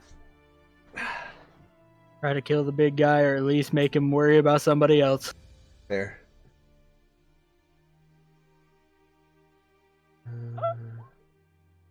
Is it snowing? Yes, it is. Click. Nothing. So as you go to fire, misfires entirely. You see the spark from where the flintlock hits, but nothing comes from the gun. There's no fire, just that kind of resounding click of a misfire. You can use your bonus action to try to fix it if you have I don't have a bonus action. Oh, okay, that's true. Luckily, it was a 2 and not a 1, so it wasn't a total break. It seems like your powder either got wet or fell out of the flash tray, and it's probably something you can remedy next turn. He's just gonna, as it clicks, he just goes, "All right fucking now? Really? Right now?" Fair. Is anything else Sure. you want to do on your turn? You want to move or nothing? Nah, he's you're very happy. safe from disease up here. Very happy in your tree. See, you seem to understand the danger here. Okay, next up, Xechas. Are you gonna have Violet attack, or are you just dodge action because you did That takes my hunter's mark? bonus action. Gotcha. Xechas, you're up. Okay. I have a rough view of what's going on in the middle. Yeah. Yeah, you have a pretty Pretty clear. clear. Get hit a bunch. There's like this Okay. big ass tree that's kind of blocking some of Yeah. it, but you see Greg getting fucking worked over. You see Vitekarl turn back into a Goliath from wolf form. Okay. I can only like kind of half see Greg through the tree, so I'm just gonna move down here, Okay. just so that I can get an actual sight line on him. Yeah, that seems better. Yeah, sure. And I'm gonna hit him with a healing word. Word. Yeah, as long as you can see a glimpse of him, you're good. He was, I'd say, behind 3/4 cover. But go ahead and cast it. What is your healing that's word? Fucking healing. What word? People. I believe in the power of Father Gustav. There you go. I was gonna is go what I said. cross trainers, but that's fine too. CrossFit. Cross trainers. What does that look like? Greg's never seen you cast a healing spell. I don't think we've seen you cast a healing spell. No, so this one is a little bit different. This one is not a normal spell that I would cast through my arm. This one is more of a traditional, like, say a divine word, and the spell happens. It's much more traditional. Okay. So you watch as Xechas, kind of stripped of his technology for a moment, takes a moment to cast a spell that normally would not be within his realm of ability. But seemingly some time with Father Gustav has begun to rub off a little bit. And you kind of watch as he closes his eyes and says what you can only imagine to be a small prayer or a holy word. And then Greg, I guess, in your tunnel vision state, with all the wounds you've been taking, you see like the edges have begun to turn black, like you're about to go unconscious a little bit. Your body is taking a lot of punishment, and you see that to begin to clear. You're still tunnel visioned, but the edges aren't quite so fuzzy anymore. Right. You take 11 He does points not of notice. healing. No, you're just like, why do I feel so good right now? That. Fuck! No, I don't know if you saw me over here, but as soon as it hits, he thinks something's going horribly wrong. I assume there's like a little bit of a glow around him. It's just like, I'm on fire! I'm on fire! Fair enough. Oh my Xechas, God. anything else?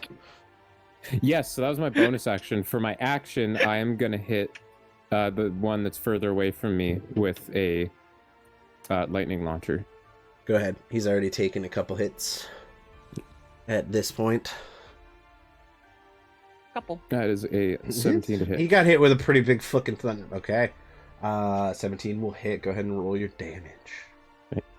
Takes 1d6 plus 3 plus another d6. Okay. Nice. What's the So another extra two, so D6 9 for? total. Once per turn, so this makes more you difference can when I have multi-attack, overcharge but it. once per turn I can make it take an extra d6, yeah. Okay. Total of 9. Go ahead and describe what it looks like as your lightning finishes that individual off.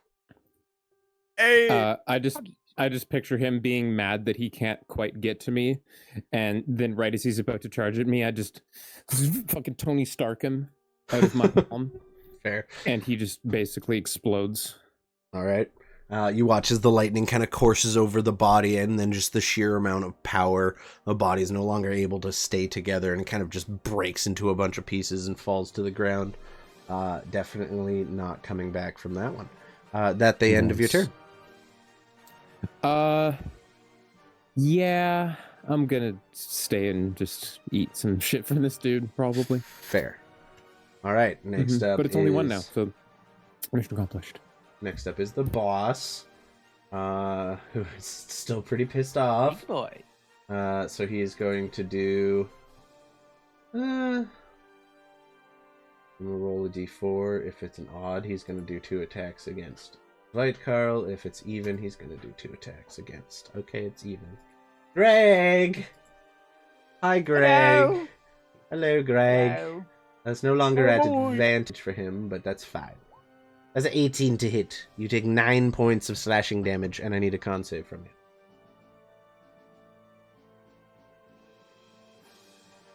you. Ooh, that's not great.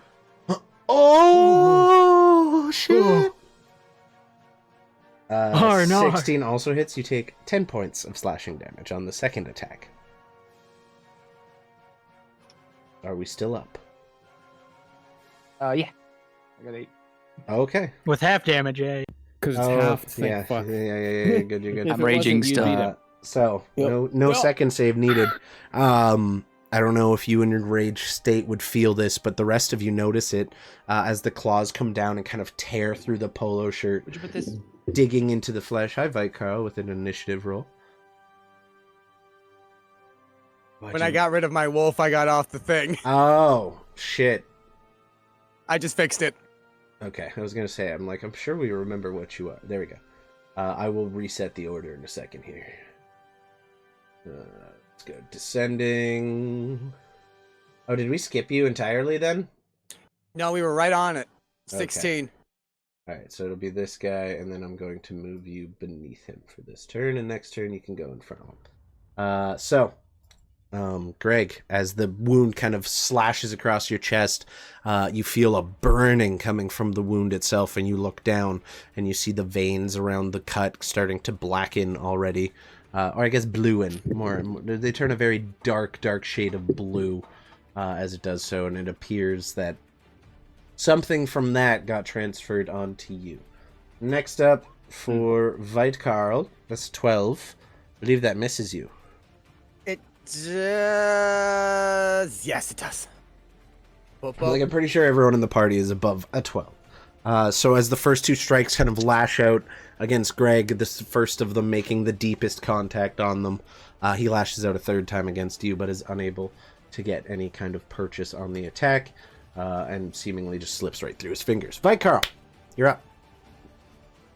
Alrighty, Veit-Karl is going to regret this decision, but he's going to do it anyway. He's going to just grab onto the nasty parts of him, all the parts that are blue and graying and starting to drip with very nastiness, and just gonna squelch them. And as he does, they squeeze through his fingers, and they're gonna start to make like weird little patches of frozen blue, like blow goop that's just turning into like hand shapes, and he's just and he's gonna cast Wild Shape and turn into a giant octopus after casting what's it called? Bark skin on himself. Okay. Fair enough. Super octopus! And whoop. And that is me. Answer your question, Hellscorp. Scroll up in the Verosia text chat channel just above this one, and there is a thing titled Blue Rot. You can read all up on it. Thank you. Long story short, you have a disease that'll manifest in a couple hours. We'll see. But yeah, it's all in there if you need it. So it's not an immediate effect. No. Kind of. Yes, no. You have plague. Yeah, I'll read it. I got you. I just wanted to know. Yep, you're good. There's a media for Veit-Karl. We need to get one. We need to get you a giant octopus mini. I found something with 8 legs. Yes, you have it. I will say you can't really grow into their space, so you'll probably have to scooch up to here. Love it. But yes, you are now. We need to get you a giant octopus because right now you're a spider. You cast bark skin on yourself and then transform into the giant octopus that you held a crane up sometime before with. It's beginning to feel like a familiar form. Like a shell made out of that frozen blue goop on his head, and it looks like it's like he's all coming out of the shell. It looks like a hermit crab octopus. Okay, octopus. I like it. Hermoctopus. Hermoctopus. That's my turn. All right. Hell yeah, hell of a turn. Greg, you see a giant octopus appear before you where Veit-Karl was once standing. Even in your tunnel vision, it's pretty fucking hard to miss that. Yeah, it's hard to miss that. Next up But he manages to miss that because he still thinks he's on fire. That's fair. The drowned in front of... Don't make me laugh, it hurts. The drowned in front of Violet's going to attack. Oh! Disadvantage. Dodge action. She's dodging. Come on, another nat 20. 12 is not going to hit. Ugh. Thank fuck. Thank fuck. There's the other natural 20 on the second attack. Wow. Okay. The second one will hit. Violet takes 4 points of slashing damage from the attack as the blade finally managed to sink in between two of the large gemstone spines along her back, digging a couple inches in to her flesh. However, she does not have to make a con save because non-humanoids cannot catch the rot. Except Veit-Karl, because, you know, he's a dude pretending to be... He's a furry. He's a furry. He can still catch it. I'm a poser. You're not a real animal. I hate these. Okay. Next up will be the last one up with... Xechas. You're just gonna have to eat 2 attacks from this guy. A 7 misses. And an 8 misses. Okay. So as the kind of like haphazardly stumbles towards you and stabs towards you, jump to the side the first time and then dodge. As the strike's kind of coming across, you take your iron hand and kind of swat away at the top of the sword, knocking it off its course, and he doesn't manage to hit you. You're holding your own very well against those two dudes up there, playing it real smart. I like it. Greg, you're up. Hag, you know what I'm doing? As soon, assuming I'm still flanking. No longer. Or do I have to flanking. move for that? Technically, there's a big Can I ass jump rock on top of the in rock that to do it? space. You could, yeah. Go ahead. I would like to do that. Roll Do I me need a to roll quick- something for that? Roll me a quick acrobatics check as you kind of climb onto this frozen, snow-covered rock. Not athletics, so sad. Okay, I'm fine with that. Oh, fuck. All right. Very much in the same fashion, you plant a hand on the rock and use it to just push yourself up a little, and you're awkwardly kind of standing on this rock with your table leg. too, pussy! Greg does a triple backflip and lands gracefully atop the stone. It's not so graceful. He's definitely shaking when he does it. Like, Just pure middle-aged white dude rage. Ow, ow, ow, I'm laughing too hard. Stop, You- stop. You dinged my door in the parking lot. Ah! You're gonna take your buggy back to the buggy corral! Go ahead and roll your attack against him. Oh my god. Does a 13 hit? 13 will just hit. That's its AC, yes. So as you're kind of standing yeah. above it, Ryan, I need you. You raise both hands above your head, gloriously trembling with rage, holding the club above your head to do a massive downward swing. And you swing down with all thine might. Clunk. Yeah, you feel the table like kind of sink 14 into the damage. head. Oh Jesus. shit. Okay. He is... whew. At this point, you can literally see a crack forming in the skull, and just a little bit of brain, which is this kind of oceany blue color. At this point, as the plague has spread through its entire body. It is still standing, but only just, like, it's bloodied, I would say. As bloodied as an already dead corpse man could be. Hell yeah. You feel the shock kind of reverberate through your shaking hands, and the rage just continues to take over. That be it for you. Y'all. This one's just gonna take 2 attacks against the giant fucking octopus that appeared before it. 15 and a 17. Miss. Hit. Okay, so you take 5 points of slashing. Whoop up up. And I'm gonna do this. Save. Whoop up. What'd you forget, Greg? There we go. I had luck points. I could have not gotten poisoned. That is true, unfortunately. Yeah, no, I forgot about it. My You've bad. got the pledge. Oh, you took luck as a feat, didn't you? I did. Just sheer blind luck with all your day-to-day shit. Yeah, that You was don't- my idea. You don't need to make a con save. You're already infected, Oh. by Carl. Bark skin. Oh, That's does the that... bark skin? Oh, to concentrate. Yeah. You Yeah, succeed that just stays, though. barely. Right on the money. Get- That'll be it for him. He's going to move up kind of around to here.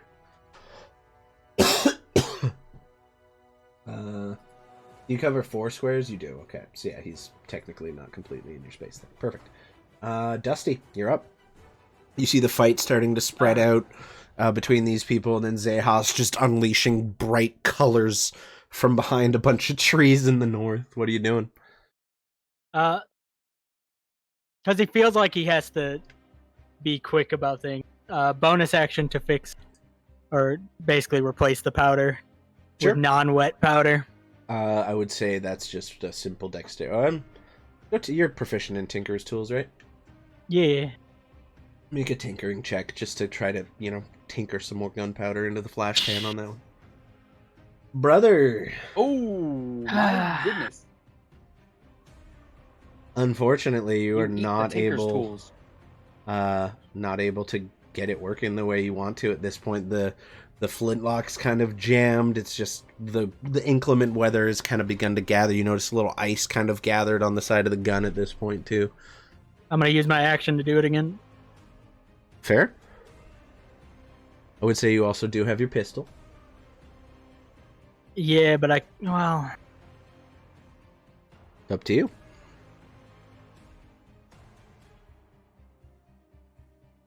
now I gotta use my action to do it again. Okay. The pistol does not have the range I need. Oh yeah. Yeah. Yeah, 16's more than enough to do it. So you managed to unclear the jam as best you can. It turns out there was just a chunk of ice stuck in the tube where the gunpowder would usually feed into the round from the flash pan. You managed to chip that out of there and heat it up as best you can. Dusty just there for come on, you son of a bitch! Piece of shit! I do should have manage- just kept the fucking rusty. Shit. You managed to get your gun back into working order. Anything else you want to do? Shit. Because he doesn't want to feel useless currently. With the swiftness rivaling the monster as it fucking hand planted, I'm gonna use my tabaxi feature, and it'll be a whole 60 fucking feet down the tree and over. Okay, so 25 feet down the tree, and then whatever's left, 35 feet to zip all the way over as far as you want. So I'll go right here, and he'll kind of shout over like, "All right, you fuckers, I'm down here. Come get some." Try to at least get some attacks off the people that are hurt. Okay. I'll say try to roll me an intimidation check on that one.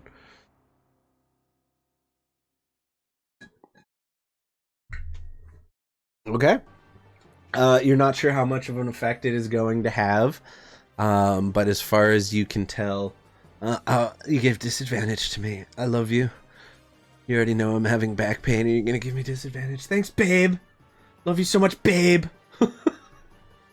Thank you. I appreciate you being here. Thank you for 10 biddies before. I appreciate you. Okay. You're not sure what kind of effect that is going to have on them. Xechas, you are up. All right, enough of you. I'm gonna pull out the company rapier from my bag. Yes. Let's take this for another twirl, shall we? I'm gonna stab him. Okay. Easily done. Ow. No, not very easily. 6 is gonna miss. You pull out the rapier. You try to swing it and get in past his defenses, but even in his currently undead state, he's at least able to partially defend himself with the cutlass, and he kind of lazily swings his body across with the blade doing so.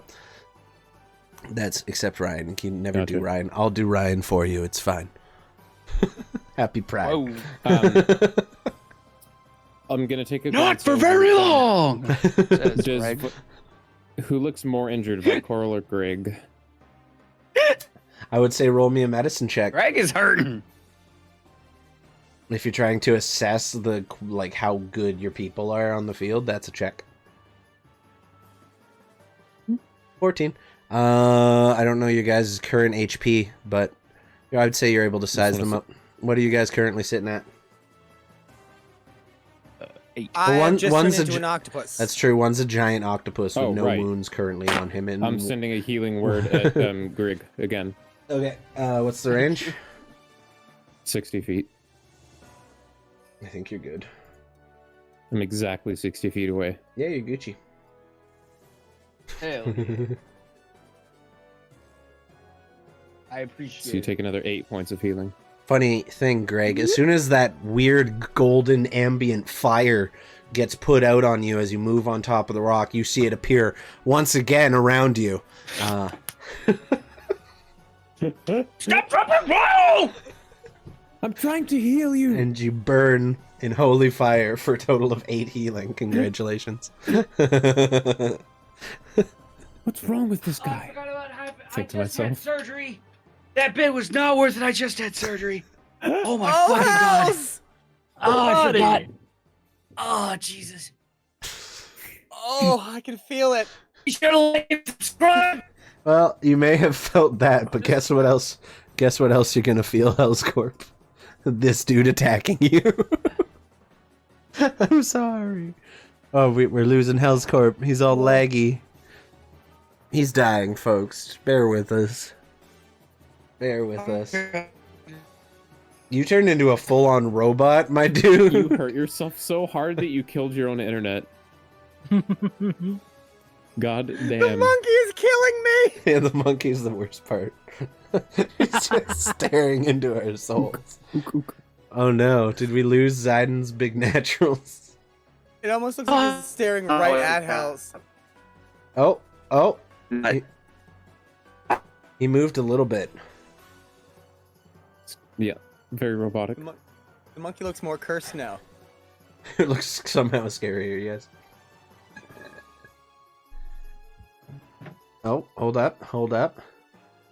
Did he unplug the internet while doing his bit? Fucked up his whole hardwire. We don't know what you're saying. There's a random incoherent Hellscorp rambling. Monkey! Monkey! You're just staring at He's just menacingly. menacingly. It's fine. Hilarious. I was laughing. I needed a break. It's good. Oh god. We also have no clue. I have no clue what that. It's not the bit. Maybe just leave Discord and come back in. Hope for the best. Oh, we're back. What's up, beautiful? Yeah. The fuck just happened? You broke your PC with the bit. I may have just fucked up my tube, by the way. I'll tell you about it Brother, in a bit. how are you gonna explain that to the doctors? They're like, yo, I'll figure a way. It'll be fine. okay. Well, you felt that. You're gonna feel this too. Sorry, Greg Johnson. 2 strikes are coming for you. 14 to hit is not gonna hit. A 12 to hit is not gonna hit. Vite Carl or Octopus Carl. Last one's coming for you. A 19 to hit. You take 10 bludgeoning Carl. damage. Sure Plus- do, and I'm gonna roll another Plus Carl. con I like save. it. Did it And- backflipping come on, onto a rock. Yes, they will Oh, understand. thank fuck. Okay, you managed to maintain your bark skin. You take 10 points of slashing damage. But Ow. you are up. Awesome. Alright, time for Pussy Carl to get some goddamn business done. And whoop. Let's see. I'm gonna go slapping the big guy. The Slap scary him. big You guy. slap him with your octopus Slap 'em. tentacles. Come on. 17? 17 will hit. Oh, thank God. And that is 12 bludgeoning damage. Jesus. And whoop. He is restrained. Oh. DC 16. I think he has Grappled, to make, I should say. I'm He's pretty sure grappled. he has to make that on his turn I to think get so. out of it. So yeah, he ain't gonna be able to do shit right now. And so so I'm just holding him in blue squelchy tentacles. Hi, Polarosity. Welcome in. How you doing? You just squeezing them in the tentacles? Is that all you get, or do you get more tentacle That's attacks? all me. Fair enough. Fair enough. He's looking in pretty rough shape. As you're kind of binding around his body and squeezing tight, you hear ribs cracking, bones snapping as you're doing so. Ow, my back. Okay, so next up is going to be the one that's fighting Violet.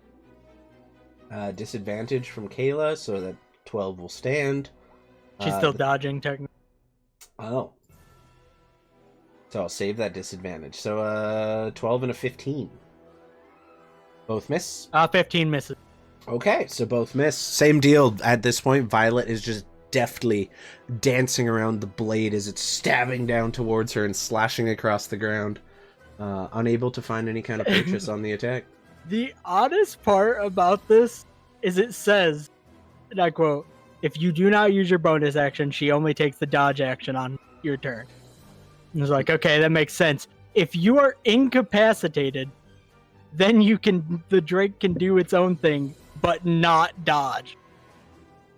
That's because its survival What? instincts kick in and it wants to protect you.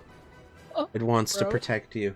Wants to protect Daddy. It wants to protect Daddy. She protect. She attack. But that dodge been clutch. Yeah. So I'm just straight gonna up. have her dance around dude's ankles. That's literally all you're doing. All right, next one is the one against Xechas. He's gonna make his first attack at disadvantage from Kayla. Thanks, babe. 13 to hit is gonna miss. Nope. And next one is a 17.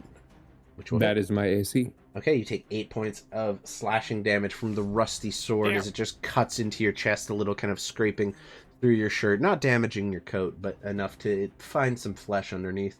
I need a Constitution save at advantage from you. Pain, I'm in pain. We're gonna take a break in just a minute, buddy. Here we good. You got this. You can dip out if you need to. I have an overlay set for 3 people. No sweat. I'll be fine. Okay. You save. You do not take it. Greg Johnson, go ahead Yeah. and take your turn. Another attack Yep. Go for it. at advantage. I would. Yes. Yes, advantage, flanking. because you are flanking with a giant octopus man now. 21 will Fantastic. do the trick. Go ahead and roll your damage. 9. Okay, why don't you go ahead and describe to me how you dispose of this creature, the one that appears to be leading the group. So while still thinking he's on fire, he rolls around on the ground for just a second, Mhm. just a second, trying to get it off, and he sees just over yonder, about maybe 30 feet away, the perfect circular hole, like maybe a foxhole in the ground. Mm-hmm. Yeah, as you would. So in proper stepdad fashion, he readies his big club made out of a broken bed, yells 4, and hits it right into the hole. Okay. The You watch. whole head. As Greg steps into his swing, kind of putting this nice arc on it. Whoosh, hits the head, and you hear a crunch followed by a sickening tearing sound as all of the neck is just torn off. The head rolls. I'm going to say roll me a dexterity check. Just straight up dexterity check to see if it goes in the hole. We're playing golf today on stream, everybody. Luck point. No, I'm Goes just right kidding. into the sand trap. As you hit it, it falls to Dusty's feet and just rolls and kind of looking straight up at you, Dusty. Fuck yeah. Greg is still celebrating. Like full on Heisman, throwing the club down, Fair. celebrating. Love it. All right, that'll be your turn as you dispose of the individual who appeared to be leading this group. The next up is the one that is fighting Puss. Can I ask Carl? something though? Yeah, what's up? Out of curiosity. I don't know if Greg would notice this or not, but do the ones that remain, do they seem less organized now that that one is dead? Not directly, but they don't appear to be taking any commands anymore. So they are focused on their last goal, more or less. Next up. Ugh. Octopus Carl, 13 and a 10 to hit. 13 and a 10, no and a no. Okay. You just can't manage to hit you through all the tentacles slapping around, and everything does not manage to get a good hit in. Dusty, there's a head just at your feet now looking up at you that Greg has just whacked over. You can see the hole he was going for just at the base of the tree next to you here. Seems to have missed his target on that one. What you doing? What action would it be for me to move forward and kick it into the hole like he made it? Free action. Just dexterity check. Sick. That's a freebie. I'm gonna step forward and just move it into the hole like he made it just a free kick. while he's celebrating. Are you like kicking it in, or are you just kind of shuffling it over with your foot? I kick it in. Okay. Think So yeah, dex check. Hell yeah. I gotta make him feel You like he made it. You break your foot. Natural 20. No one Most sees you do it. dexterous. Greg, next you're celebrating, and next time you Not a look fan. up, you see the head has just gone right. It's gone. You have never been more certain that you have achieved your goal of hole-in-oneing that dude's head until right now. What else are you There's doing? somehow a perfect snow trail into the hole with the head. Yes, there is, Uh, but he doesn't notice. What are you doing? I'll level my gun at this one in front of Yeah, go for it. Violet. And I'm a fire. Okay, go ahead and roll an attack with your functioning rifle. Okay, With my now that will hit. Go ahead and roll. Yeah, okay. God. No damage needed as you raise the musket and fire. The sound just echoes through the forest at this point, and you see it's just collapsed to the ground as it's kind of thrown back by the shot. That one is dead as well. And I'm just gonna end Draconic. Alright, get him. As she's finally gonna fucking turn and actually attack something after Hell yeah! running around their feet for fuck. Go ahead and roll me an attack. 18 to hit. 18 will hit. And 5 damage. The damage it's already taken, Violet turns and jumps and just plants her claws into the back, digging her teeth into the neck and kind of yanking away chunks as she does so until it eventually collapses into the snow with Violet standing triumphantly on top of it. Hell yeah. And that is everything. There's just the one left. Xechas, what are you doing? All right, I'm gonna try and finish this one off with the rapier again. Okay.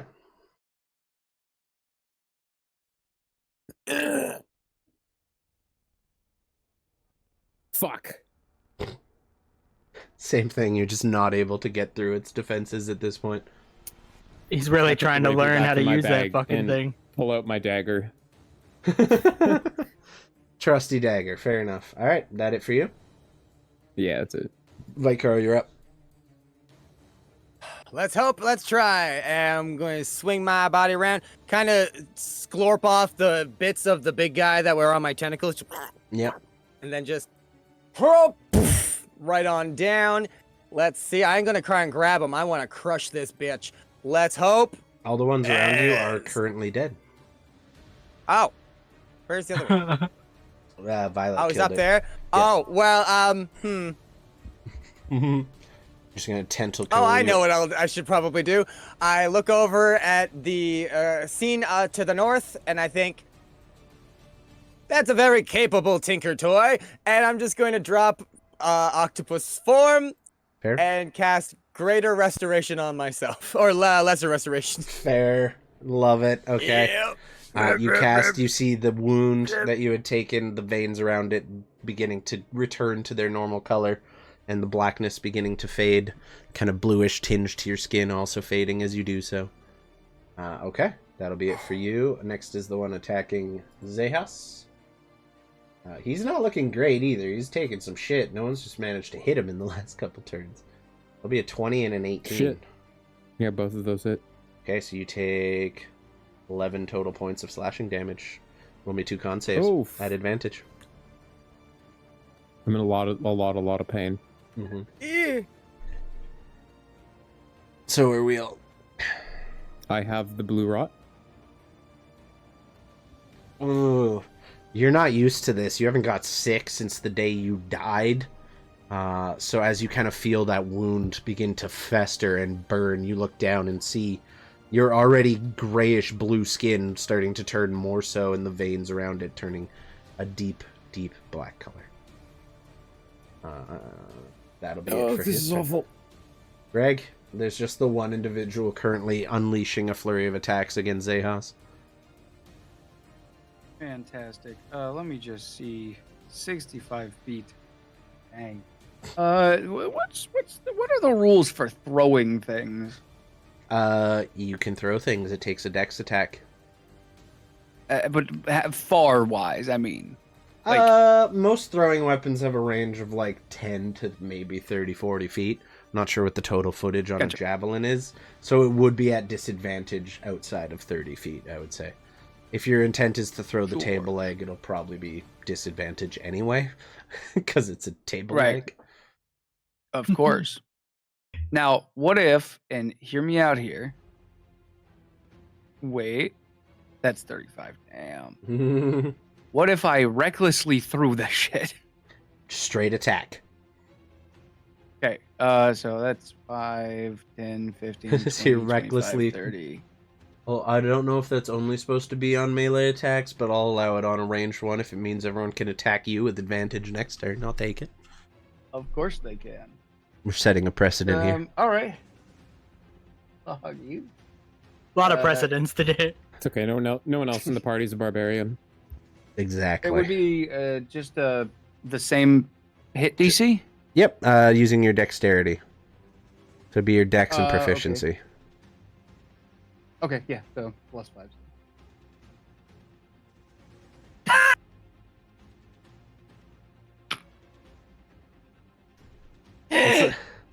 What's the damage of the bed leg club? 1d8 +5. So a d8. 5? We'll add 8, and then roll your dice, and we'll add whatever you rolled to 8.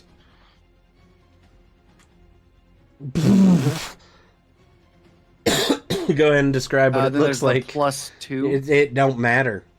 It don't matter. Go ahead and describe what it looks like as you take out this creature.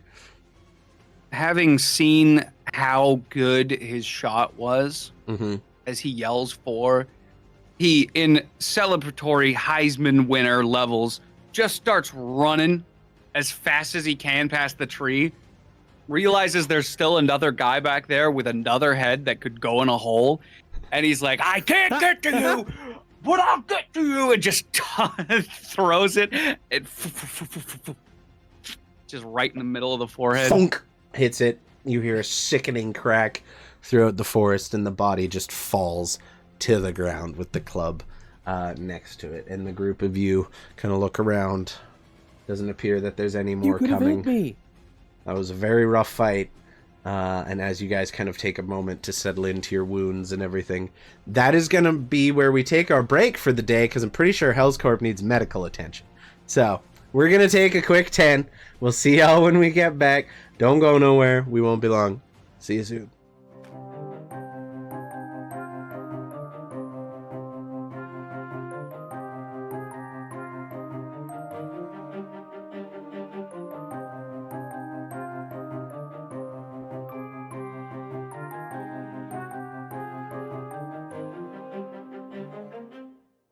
Welcome back, everybody. As you can see, Hell's Corp has had to leave us for the time being. Unfortunately, man committed a little too hard to the bit and caused himself some physical harm in the process, which is never what we want on these games. Obviously, we've all suffered considerably through them over the course of the last few years. But you know, post surgery. Man literally joined us from the hospital last week, so we got to give him all the loves, everybody. If you haven't already, I got this. Go show some love to Hells. In the chat. There's some big F's in the chat. But with all that being said, we love you, buddy. We'll see you next week. Can't wait to see you. Hope you feel better. Also, hope I feel better by then too. So, with all that being said, the story must, of course, go on. I'll give an F in chat. There you go. F's in chat. So Fine, I'll do it myself. that's fine. That's fine. People are probably still filtering back from the break.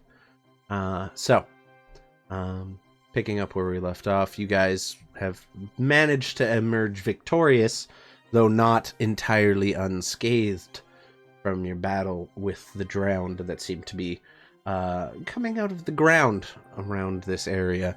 Upon closer inspection, you can kind of see they had come from what appeared to be some kind of collapsed tunnel and just dug through the rock and the dirt and the snow.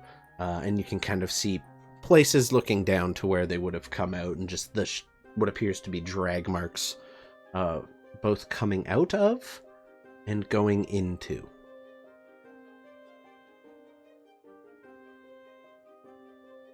Is everybody all right? Y'all doing good? Hardly. Oh, goodness. And I'm going to use my last spell slot on myself to hit myself with Cure Wounds. Fair. Because I am approximately 3 out of 37. I think Greg's looking pretty rough too. I'll check. Oh. Could have been better. There you go.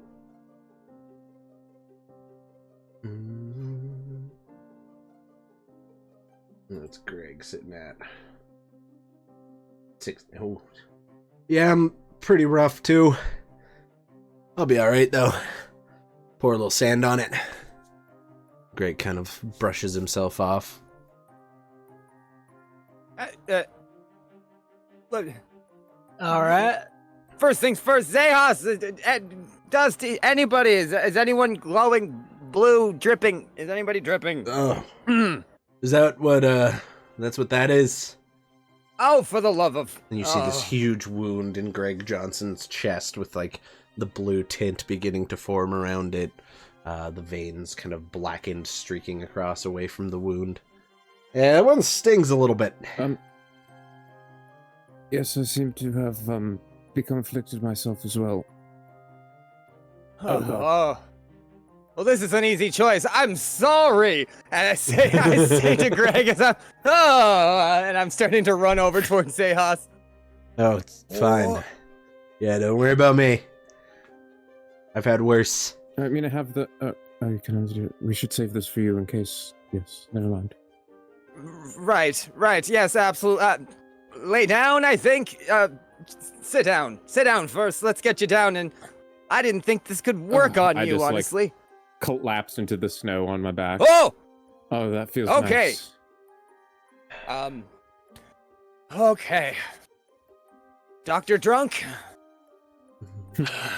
And I just put my hands up over your head, and the very flickering, barely there sigils that are reminiscent of what you've seen before kind of flicker in and out, and whatever's there, come here. Whatever's there, come here. Whatever's there, come here. And kind of burst of a little bit of a greenish color, but it's very, very faded all over your body, and then it just kind of melts away, making the blue goop kind of turn green and slough off you. Oh, Yeah, the wound oh goodness, immediately that feels better. stops burning. The damage you've kind of repaired to yourself already. There's still some nicks and cuts, but it appears like I'm still. it appears very like fucked up. the plague has left your system at this point. Your skin returns to its normal kind of off gray tinged skin.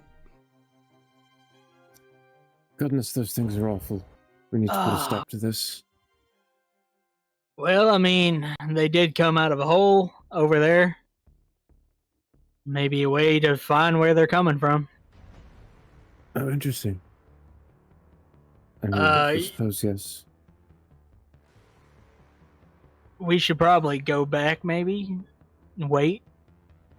Get our buddy here a bit less I mean, blue in the face. I'm sure I'll be okay.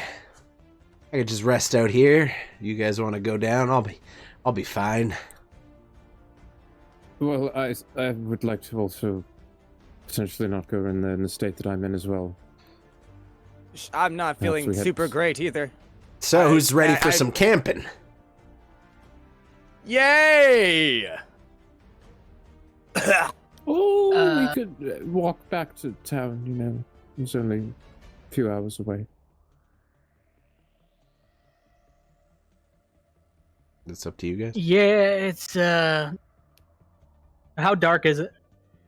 By this point, from the time you woke up, Chris, you got advantage from Capsom. Thank you for that. Oh, thank you. It's probably well into the afternoon by now. You would be getting home a good hour or two after dark. Most likely. Fuck that. We could probably just camp out somewhere, yeah. It's not a bad idea. Perhaps a little bit further away from that hole. Yeah, Right. keep our eyes on it. Good idea. All right. Camping in the Camping. zombie forest. Well, And everywhere's a zombie forest if you try hard enough. I'm starting to like him. Thank you. and Draconic, he's gonna look to Violet. You did a hell of a job keeping them on their toes. Yeah, thanks. They taste awful. I told you not to eat them. I That's didn't why eat them. I didn't. bit them. They're kind of juicy. I said use your claws. Okay, well, fair enough. Was she commenting on the taste? Because same. Did what not go through calf some? You gave advantage to Chris, right?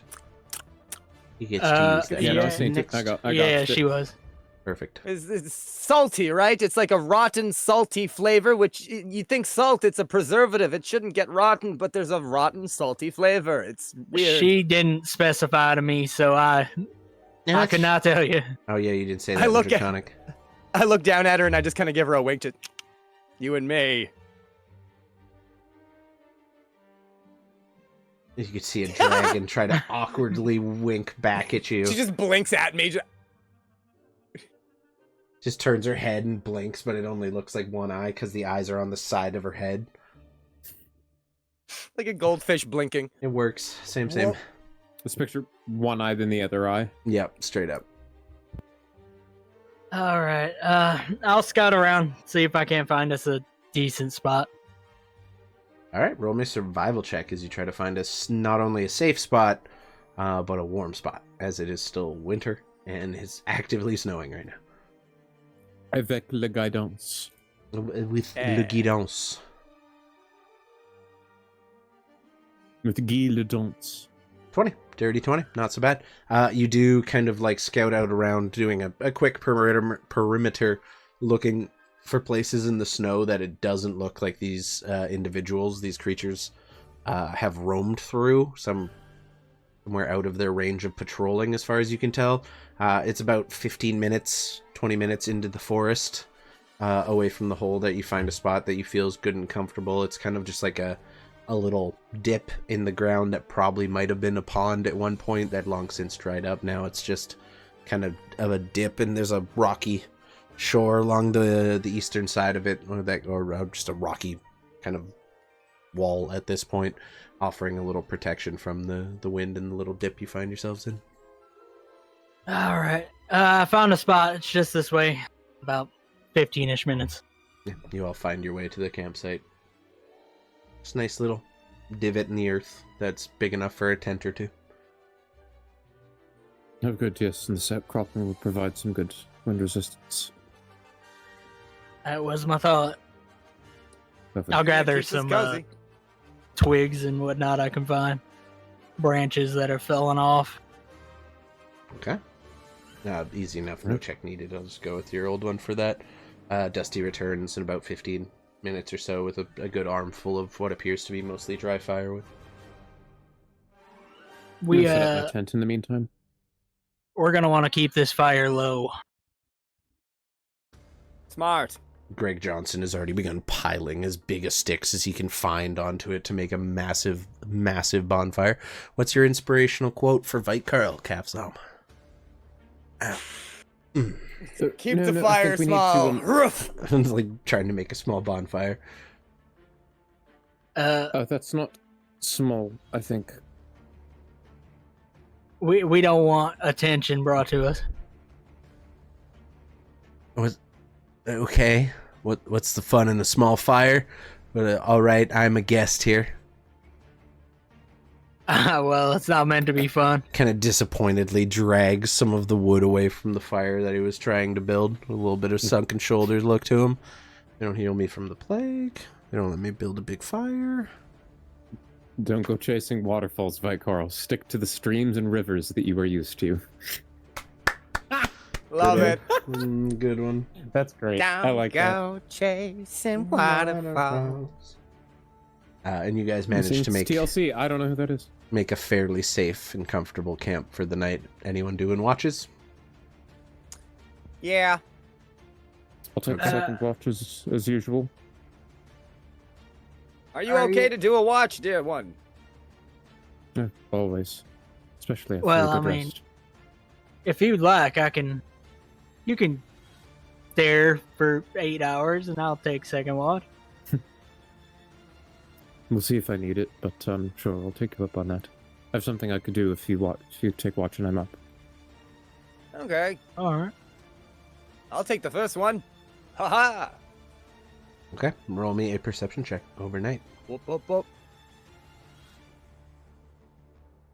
I'll pull some of... Sorry, go ahead. Oh, sorry, no. I was Just a making 7. noises.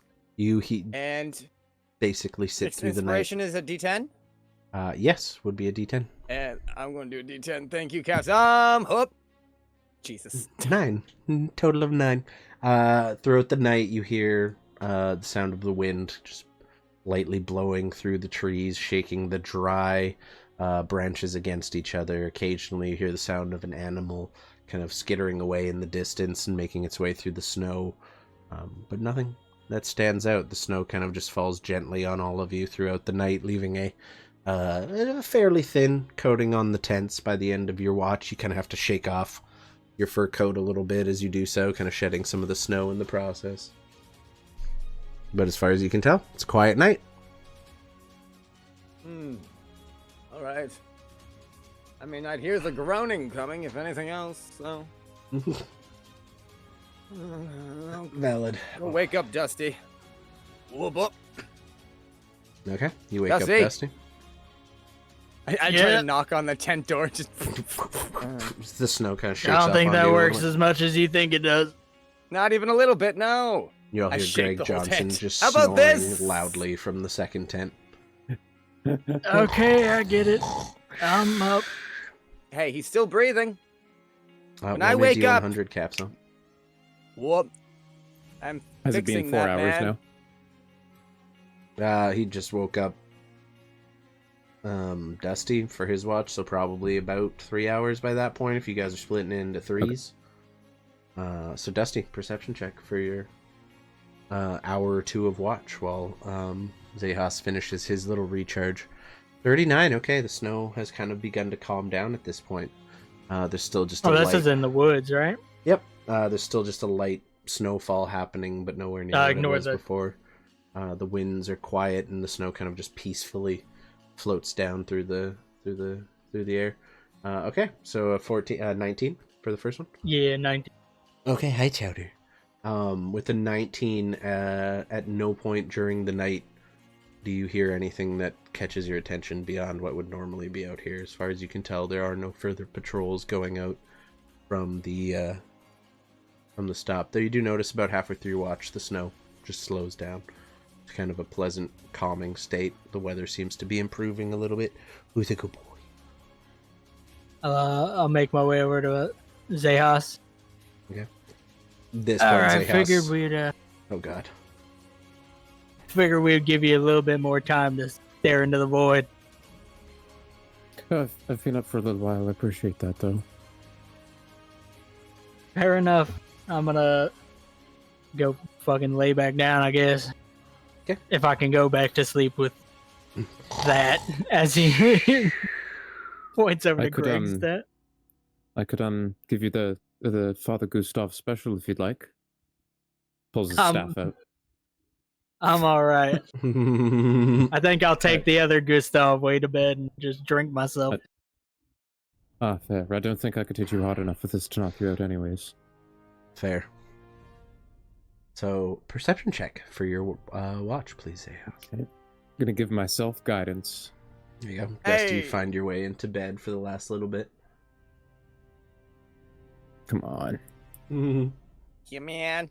Okay. I'll take a 10. Yeah, 10. You don't hear anything that stands out in particular. Cool. Sounds like an average winter night. And as the sun kind of comes up the next day, you find yourself in mostly clear weather. There's still a light little snowfall, but other than that, it's a pretty nice day. What's up? Is there enough of an ember to cook over still?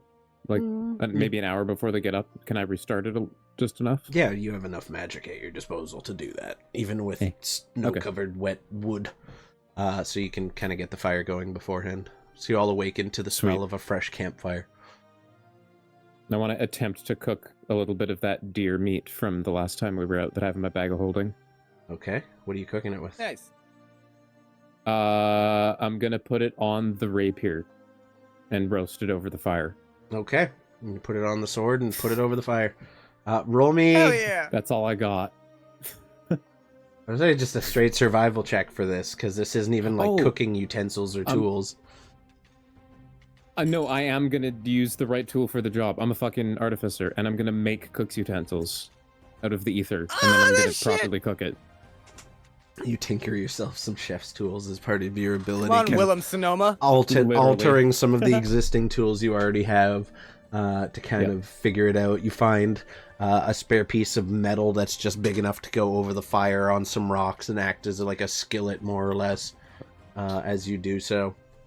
And you assemble a pretty haphazard, albeit functional, cooking setup. So go ahead, I guess, cook's tools, which would still be using your wisdom, I would say. Or whatever skill survival is. Okay. Is that wisdom or int? Off the top. Survival is wisdom. Yeah, so it would just be your wisdom. Your ability to cook meat you're not familiar with cooking on a thing. Do I get Am I proficient with any of these things I make? I don't think so. Uh-huh. We will see. I like to think he turned the rapier into a functioning spit. Basically, yeah. So yeah, that would just be straight up wisdom. Neat. I'm cool with that. I'll also guidance that.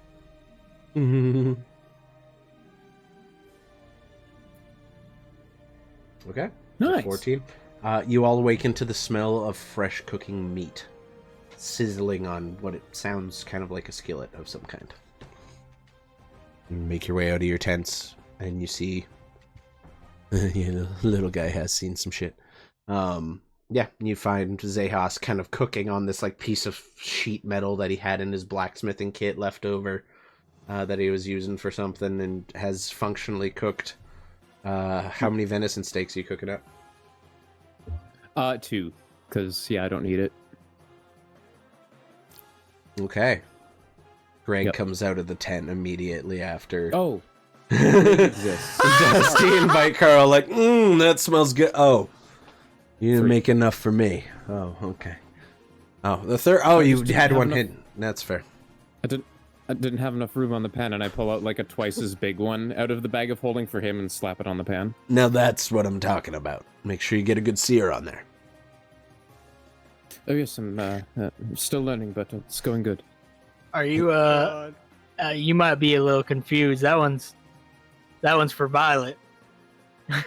As he looks at the bigger piece. This one is, and I'm gonna pull out like fucking half of what's left because it's gonna go bad soon anyways. And here you go, Violet. I'll toss that to her. All right, that's bad. Violet comes out of the tent too, because I assume at this point she sleeps out of the bag in your sleeping roll with you. She comes out of the tent as well and just eagerly begins feasting on the big slab of raw deer meat. I had 70 pounds of deer meat. There you go. Fuck.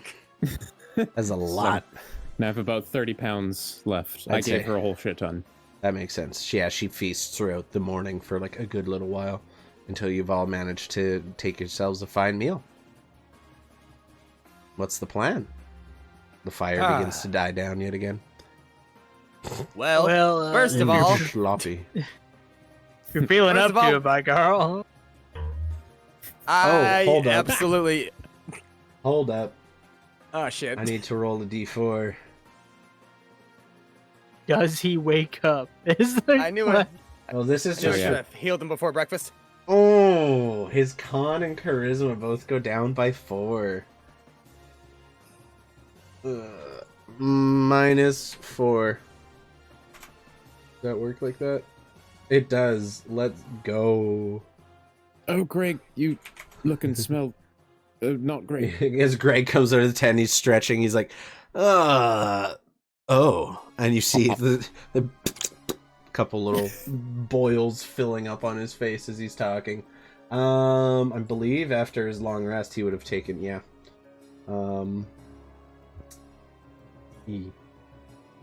let's roll a Constitution saving throw for Greg Johnson. He saves, okay. So he gets 1 point back from each of his charisma and shit.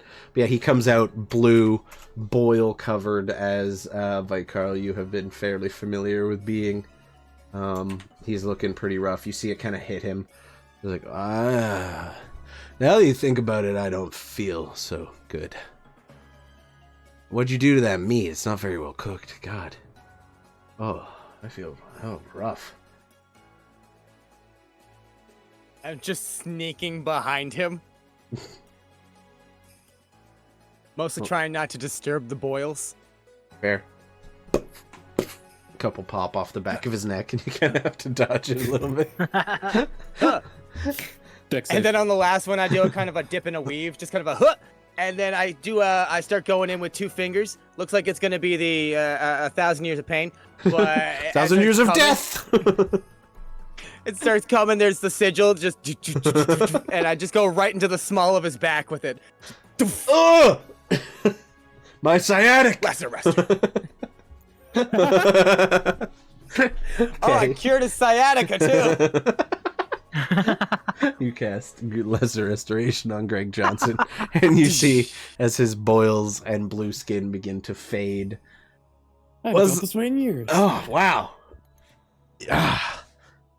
He looks and sees you kind of kneeling behind him. Not sure what you did, but thanks.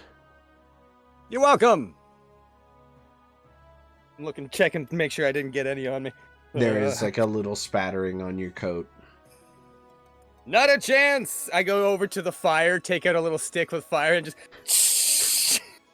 Burn it off the coat. right off. Fair enough. Easily done. So you guys sit, having had your meal, having cured your party of all their diseases and everything. Greg Johnson will be happy to know he is no longer affected by the blue rot. So we had to wait overnight. Oh, it's fine. It's fine. At least you made me some food. So, what's the plan? What are you guys doing? I guess we head back and we go into a whole secret tunnel, if you will. Ah. The only problem is what happens if that ends up leading to being underwater. I think I'm the only one that can navigate that without worry. And maybe well, can as well. As an He turned octopus. into a giant octopus. Yes. I've been feeling better about underwater lately. What about you? I guess I will learn to swim. It's good, really good at holding your breath, I suppose. Really quickly. I'm probably a bit better at it now than I would have been a while ago. What about you, Greg? Are you good at swimming?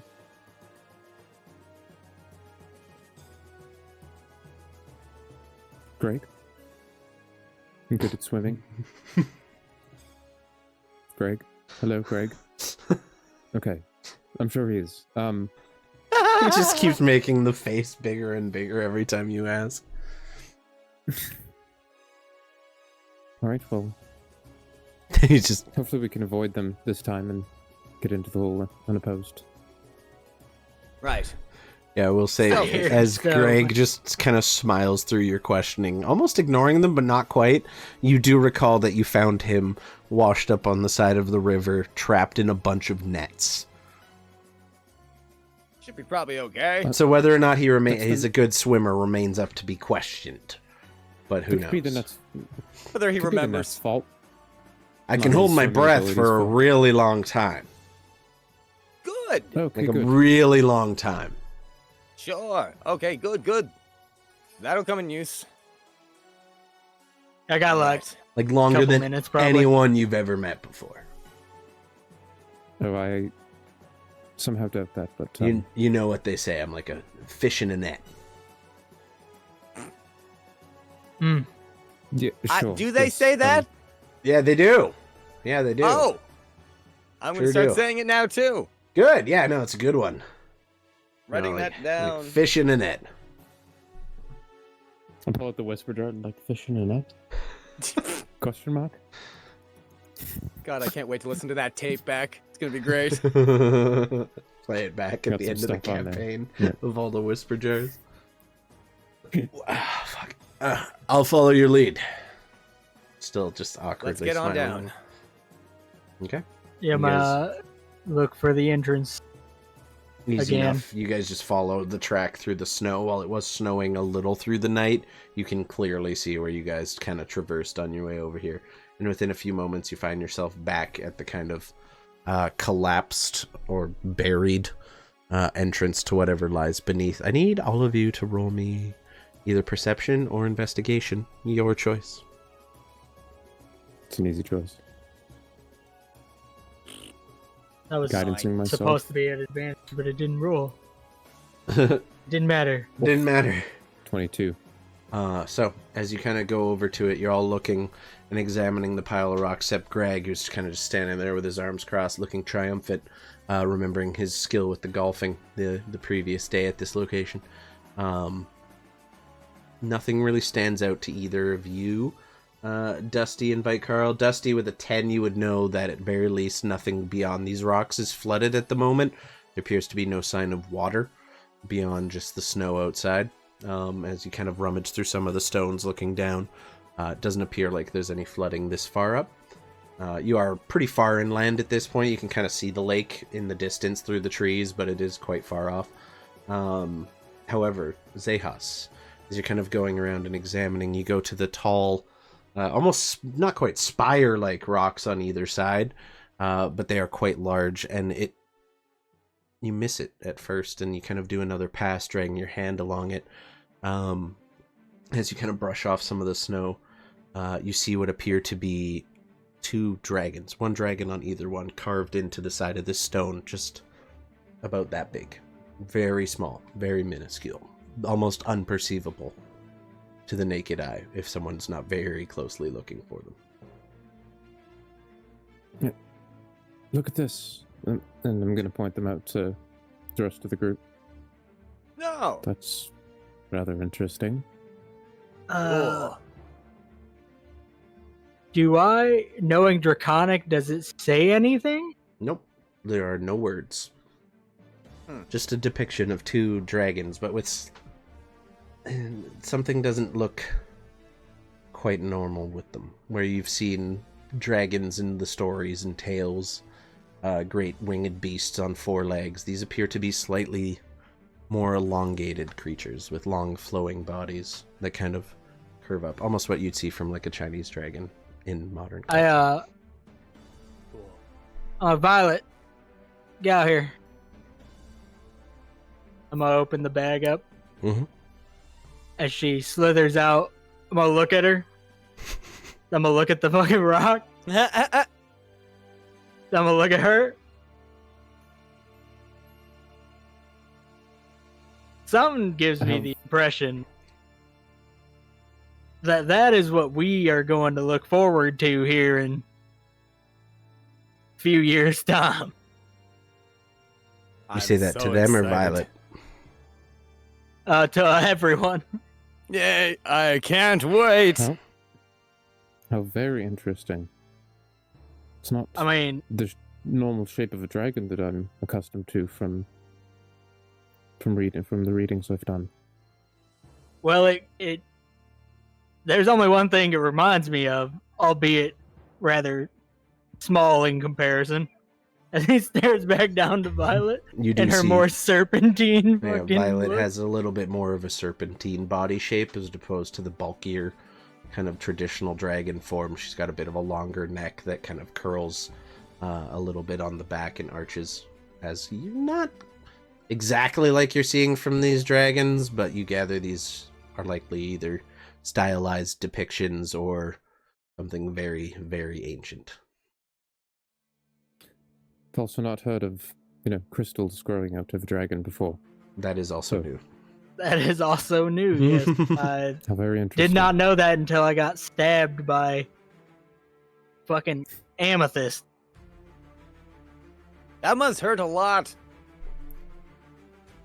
It does, he says in Draconic. Violet. It does hurt. you. Too interesting. Kind of pretends to be looking at the drawings. Or the carvings, I should say. All right, well, Okay. surely the entrance is somewhere in here.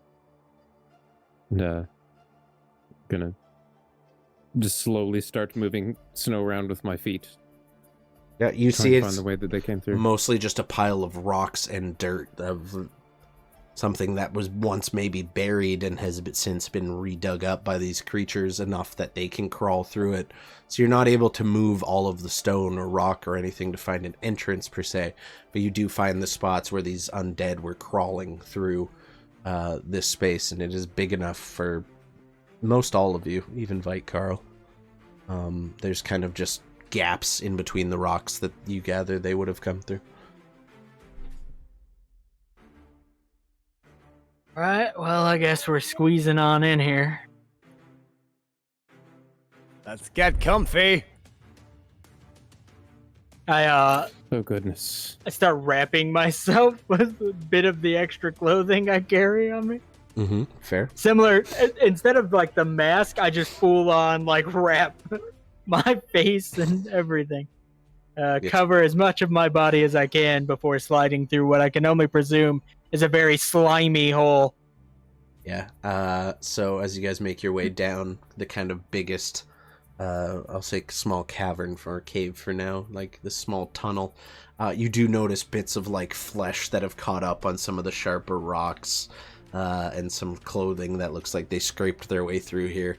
And on a couple occasions it is very, very tight, but you do manage to kind of wriggle and crawl your way through it. Vicarl, it's the hardest for you of all, and of course Greg, who seems to be struggling a little bit as well with his kind of more rotund form.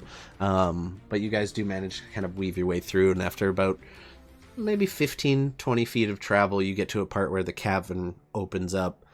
There's still debris on either side, but there's this thin path that has kind of been moved through the center enough for them to approach this side. I'm gonna take a sec to put my crampons on. If you want. Oh yeah, I always forget what those are. Just in case there's ice. You guys eventually make your way out and find yourself, like I said, in this kind of 20-foot wide cavern at some parts where you can see either wall, but they've collapsed. There's debris all through the tunnel, and you're kind of left weaving along this small kind of path through the middle of it until you find yourself before a set of stone doors that have both been collapsed inward. They just lie flat on the ground. They are my back. They are ornately carved. There are sigils of very similar dragons kind of weaving along the borders of each door, making their way around, kind of interlinked and connected to each other. This very stylistic carving, and you can just walk right over the doors and in. You find yourself in this large, not quite a temple chamber per se, but definitely some kind of long or a very ancient structure that you can tell was not made by anything this century. In the center of the room, you can see there are what appeared to have been 5 statues that have been completely smashed. You see a few skeletons kind of littering the ground, facing the door as if they were perhaps trying to defend it.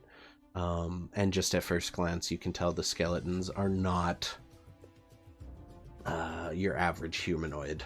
They appear to be more reptilian in their bone structure, with many sharp teeth kind of lining the front.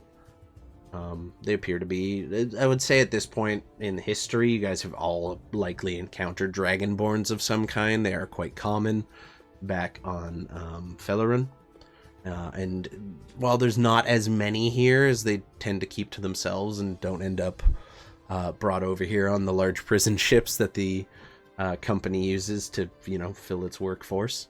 But you recognize what is likely some kind of reptilian humanoid or draconic humanoid of some kind. How familiar would I actually be then? I guess you've never been to the mainland, have you? I was there when I was a kid, but it was very young. I mean, you probably would have heard stories and everything. Some of the sailors might have been, like, I would say that you've at least encountered a couple dragonborn in your day. These seem to be very much in that vein. You see these massive stone carvings on the walls, some of which have been cracked and damaged.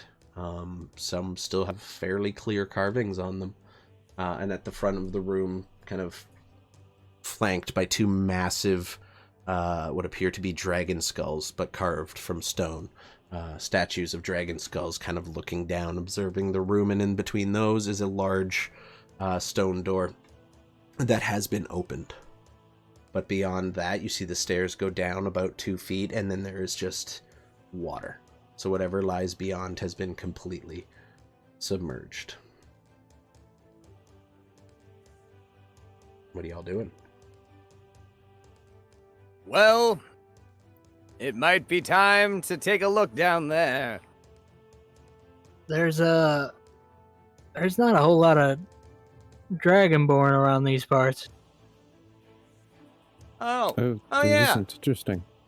I want to walk up to one of the skeletons and kind of try to ascertain like age, how Okay. long they've been down here. Roll me a medicine check.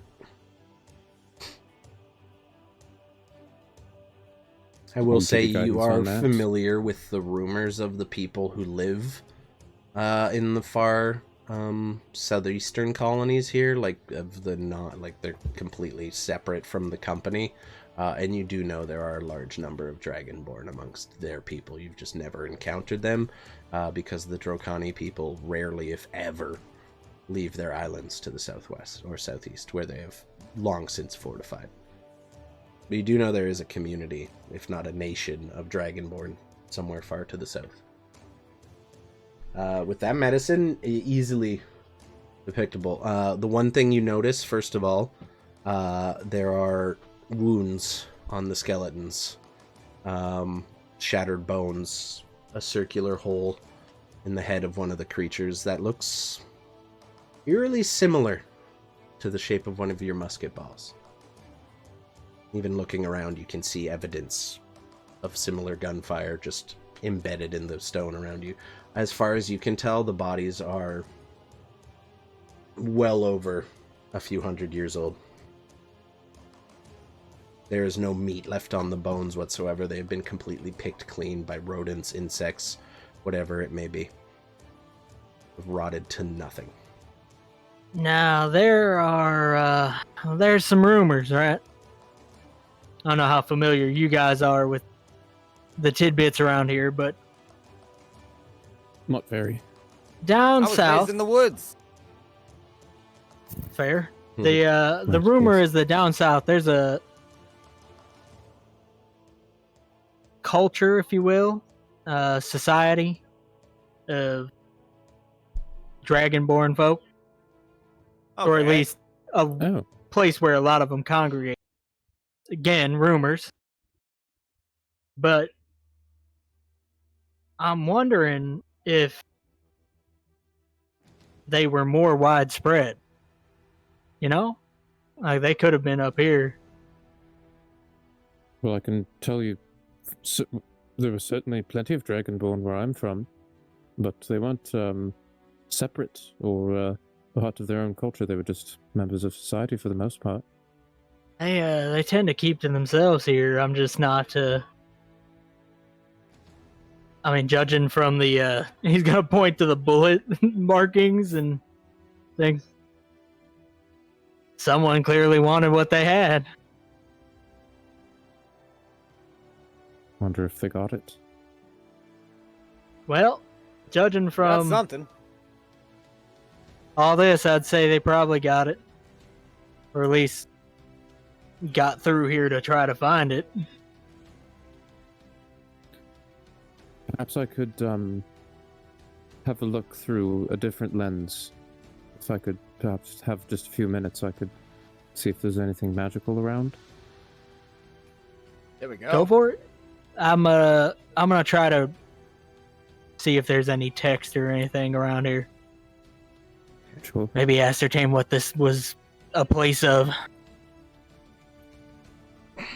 I'm just gonna hype myself up to go in underground water.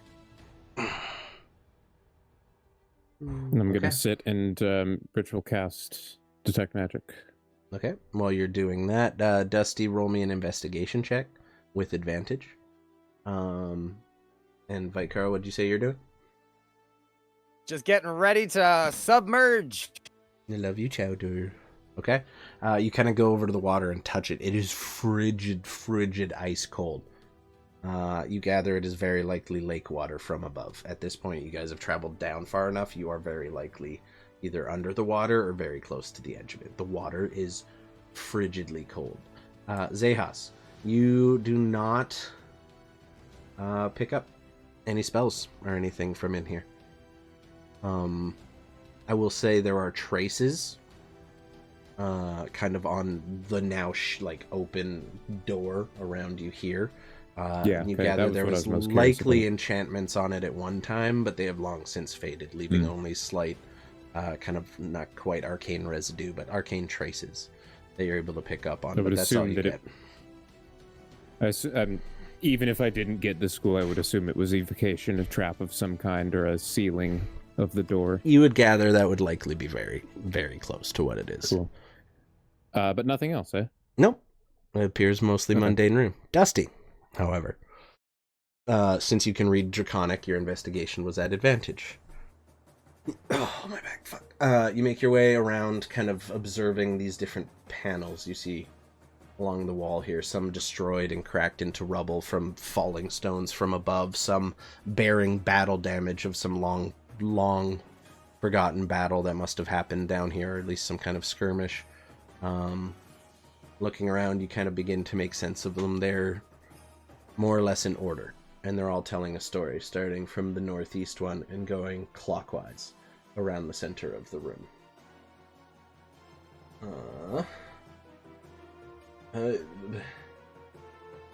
So, you managed to find them. You'd see the traces of Draconic, but there are variations to it. This is clearly a very ancient language from a long time ago that has since evolved into Draconic as it is now.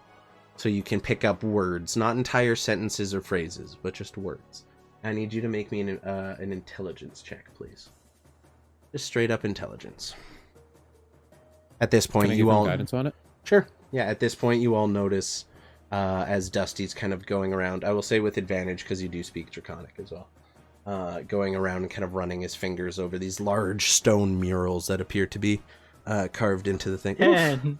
A total of 10. Luckily for you, that is enough. So on the northeast tablet, you see what appears to be... Alpha! Oh no. Oh... You see... When the lore gets you injured. Back So- streets back. Oh All my right. god, that hurt. Okay, apparently lifting my left arm above my tits is off. It's off for today, so we're gonna go all right arm narration at this point. So the first of which, while cracked and severely damaged, you're able to make out most of it. You see what appears to be a large kind of silhouette of an island with what appears to be a volcano erupting in the center, spewing smoke and fire and brimstone into the sky. And surrounding it, you see carvings of dragons, many matching the traditional depiction of what you've come to expect. But some are carved very similar to the ones on the rocks outside, these kind of more elongated, almost serpentine like bodies. And even now, in the stone, you see small little flakes on some of these. Some appear to have amethyst kind of flaked into them, this purple gemstone. Some appear to have topaz. Some appear to have sapphire. 1 second. You also see traces of emerald and quartz crystal and topaz. All 5 of the different colors here are represented, as you know. I guess you don't know much about gem dragons at this point, but you noticed 5 different types of crystal. And at the head of these different dragons that have been inlaid with crystal, you see one bearing all 5 colors embedded into the body and kind of mixed in with the paint. Some kind of leader figure to these dragons. This massive body eclipsing all those around him, going toe to toe with another dragon of the traditional sense, seemingly fighting over the top of this volcano, and all the dragons are fighting each other, these strange serpentine ones against the rest of the others. As you move on from that to the eastern tablet, the first thing you notice from the first one is a number of the crystal inlaid dragons appear to be falling from the sky. It appears like they are losing and greatly outnumbered. Thank you for the hydrate. Also, hello Jenna, Matt, and Kayla. Appreciate you guys. And Tilgun. Hope the baby's doing good, my friend. Hope you're trying to get some sleep. So it appears that the gem dragons, at least at this point, I'll just call them the gem dragons instead of inlaid with gems for the sake of ease, appear to be losing. On the second tablet to the east, tucked away and buried in this room, the top half mostly destroyed by a cave-in, but you're able to make out the rest. You see 6 dragons, the largest of all the gem dragons that you saw depicted on the previous one. The 6th standing in the middle, of course, the one bearing all of the different gem colors on its body. And they appear to be standing in a semicircle. They all appear battle-worn. There's wounds and scars carved onto all of them, and every single one of them is blowing out their breath of whatever kind of concentrating it onto this central area that you seem to, like, looking at it, appears to be clusters of eggs, like dragon eggs, and you even see small crystals jutting out of them, very much the same way that you saw with Violet's egg before she hatched.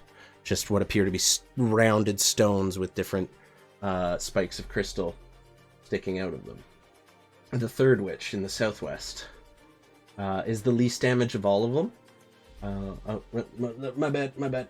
Not the least damage. Appears to be the same as the second one, but instead of breathing on a cluster of eggs, the 6 dragons are now standing almost proudly as you see it.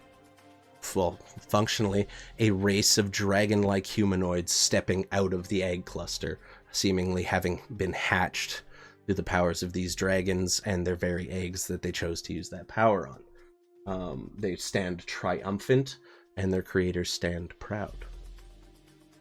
On the southwest tablet, the 4th, the least damaged of all of them. The top half, kind of in the sky, you see depicted again a very similar battle to the first one. These different dragons all fighting against each other, but the gem dragons now seem to be presenting a more unified front, and they are no longer outnumbered, as a very large army of dragonborn, or basically dragonkin, dragon-like humanoids, marching on the ground below them, firing volleys of arrows and magic into what is now pretty clear to you as their enemy dragons, as the more traditional of the sense.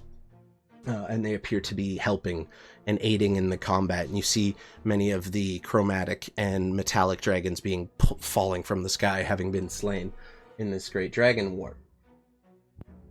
The 5th tablet depicts what appears to be the battle's end. You see the army of dragonborn standing on a cliff overlooking the lands in the distance. Oh god.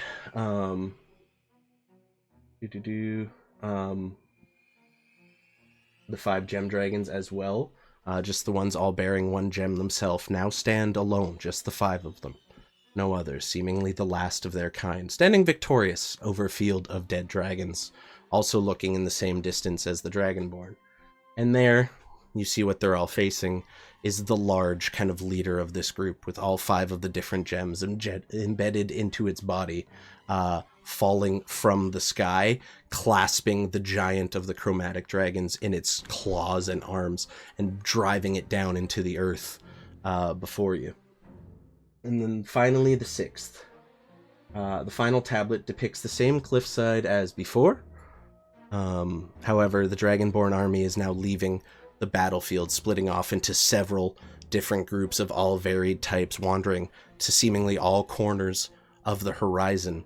The remaining gem dragons are all flying towards what you can see pretty clearly was the great volcano in the center of the island.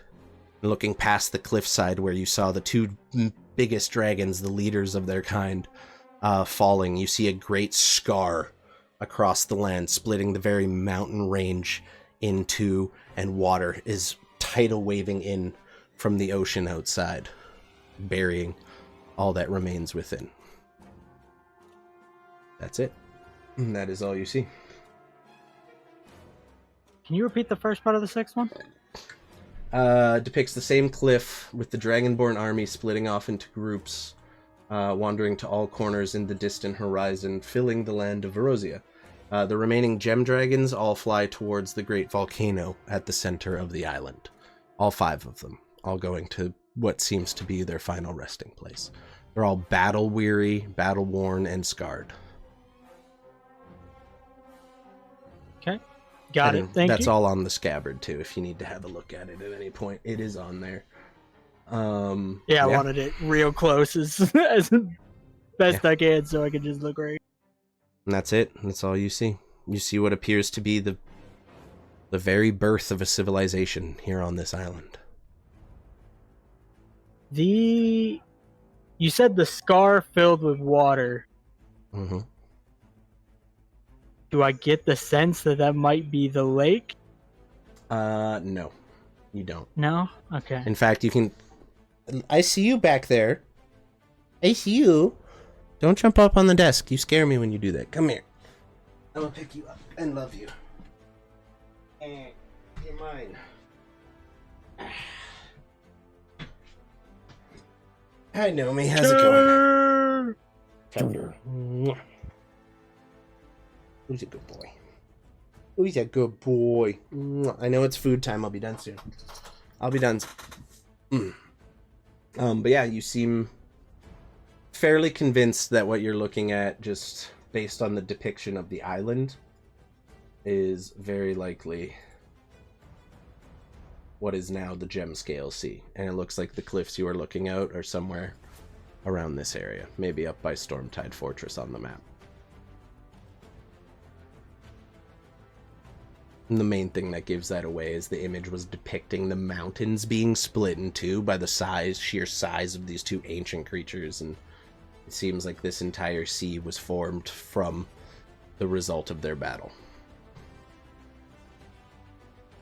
So what strikes you there is not only is this some grand mythological tale, but there is geographical evidence to suggest its potential veracity and trueness.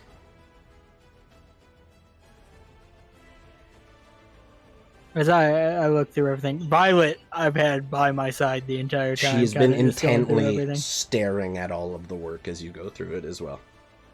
As someone who can also speak Draconic, some of it becomes clear to her too. I don't know how good her reading is at this level, but I can roll for it. no, you're good. Hold on. At this point, I assume you're there. You go. I just assumed you're telling her all this as you're going through and reading it to her. But that's basically what you get from it. To summarize it, very just simple in layman's terms. It appears like there was a great dragon war fought here at some time, and the gem dragons, with very few options remaining to them, decided to give birth or to give existence to an entire race of dragonborn who more or less inherited all the corners of this island. You're very likely in one of the temples that used to be here for them to worship their creators. Well, that's a bit eye-opening. Do us non-draconic speakers get a gist of the scenes just from looking at the art itself? More or less. You do see pictures. Like, the pictures are carved in, and you're able to get the gist of it, especially with Dusty there kind of going through it as well. I will say, Dusty, the one thing that stands out to you the most, you do see one name on top of this all. It shows up more in this area than any other name or word that you can decipher, and that is Tharan Ithil. Tharanitithil.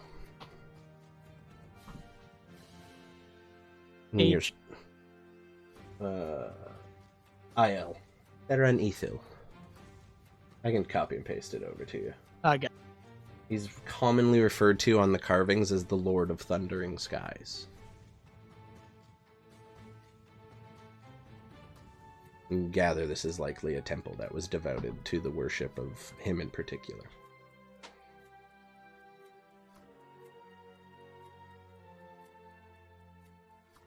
This is just fascinating. The Thundering Skies, right? Mm-hmm. Definitely making it feel like it's a lot bigger than it all seemed to be beforehand. Yes, doesn't it? Well, the thing is, if they were spread throughout this land, then obviously somebody came to push them somewhere else, right? Well, yes, I think we know who that somebody is. I was gonna say, I mean, I can't be sure, but the body's timing is Well, it's a little fortuitous for our buddies at the company that these bodies Yes. happen to be as old as their arrival. Oh, very interesting. And now they're in control of most of this land. Roll me a history check, Dusty. With advantage, because you grew up here. Thank Can I guide him? God. Thank God. An 18, he doesn't need it. Guidance. Yeah. One Just for thing, the hell of it. fair, 22. So with that, one thing that really stands out to you is the knowledge that you saw in those depictions. The last living 5 crystal dragons all flew to the mountain. And seemingly that was the last they were depicted on the thing. They flew to the volcano in the center of the island. You also know that the company's mining efforts harvest more gems from that volcano than any other spot on this island.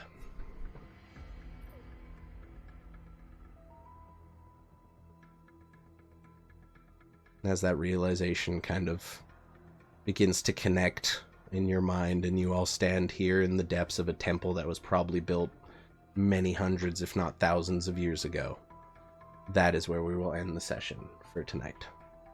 Oh Leave you my. guys with some questions to God. ponder for next week. So, Holy shit. with This all has that, Biblical. I've been waiting for this one. Oh, this is cool. It was 21 sessions, and I got to do my first lore dump. It's very exciting. So, Guys. Baby. Hey, guys, the company really can't find out I have a dragon, guys. No, Hey, they guys. cannot. No, we're gonna paint that thing to look like a cat. We just paint it chromatic. We just turn it to chromatic. They clearly don't want the chromatic one. Violet, learn how to Look, meow. it's a teal dragon. That's one So- of them, right? Sure. with all that being said, y'all, we're going to probably raid out to Aves as usual. But before we do that, I would like to open the floor to our good friend Dusty. JTB, what do you got going on that you want to tell people about? Just recording these fucking one takes occasionally and uploading Good. them. So hit the music channels in both the Apothecary and the Purple House. If you want to hear me do vocal shit, yeah. eventually I'll actually do studio-esque covers where I fuck with them in an actual audio studio. But I love right now I'm just living life. Shout out Be just good people. living life. That's all of us.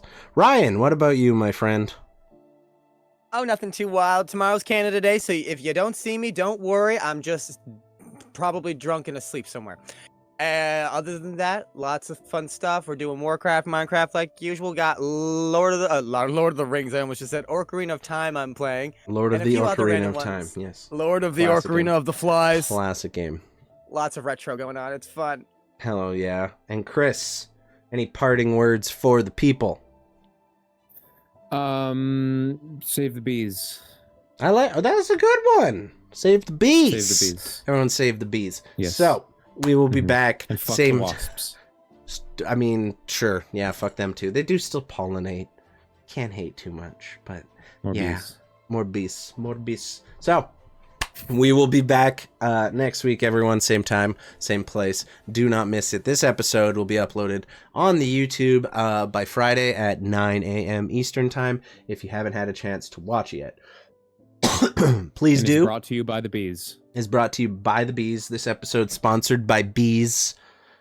We tried to release them into the streaming setup, and it was a bad idea. It was a bad idea. The bees- Sponsored by Jerry the Bee Seinfeld. movie. Yeah, Jerry Straight up. Seinfeld. Thank you. So, guys, in the meantime, keep an eye out for me. I will be appearing not this Sunday, but next Sunday on Stormy's stream with Ryan. Don't forget to check that out. I will be playing Bonesy Jonesy yet again. In the meantime, everybody, I know the world is fucking crazy right now. Shit is going tits up in a big way. But if all of y'all are just still good to each other, we can bring a little positivity into the world. So just be good to each other. In the meantime, I have been Rusty. These have been my friends. And you all have been awesome. We will see you next time. Bye-bye.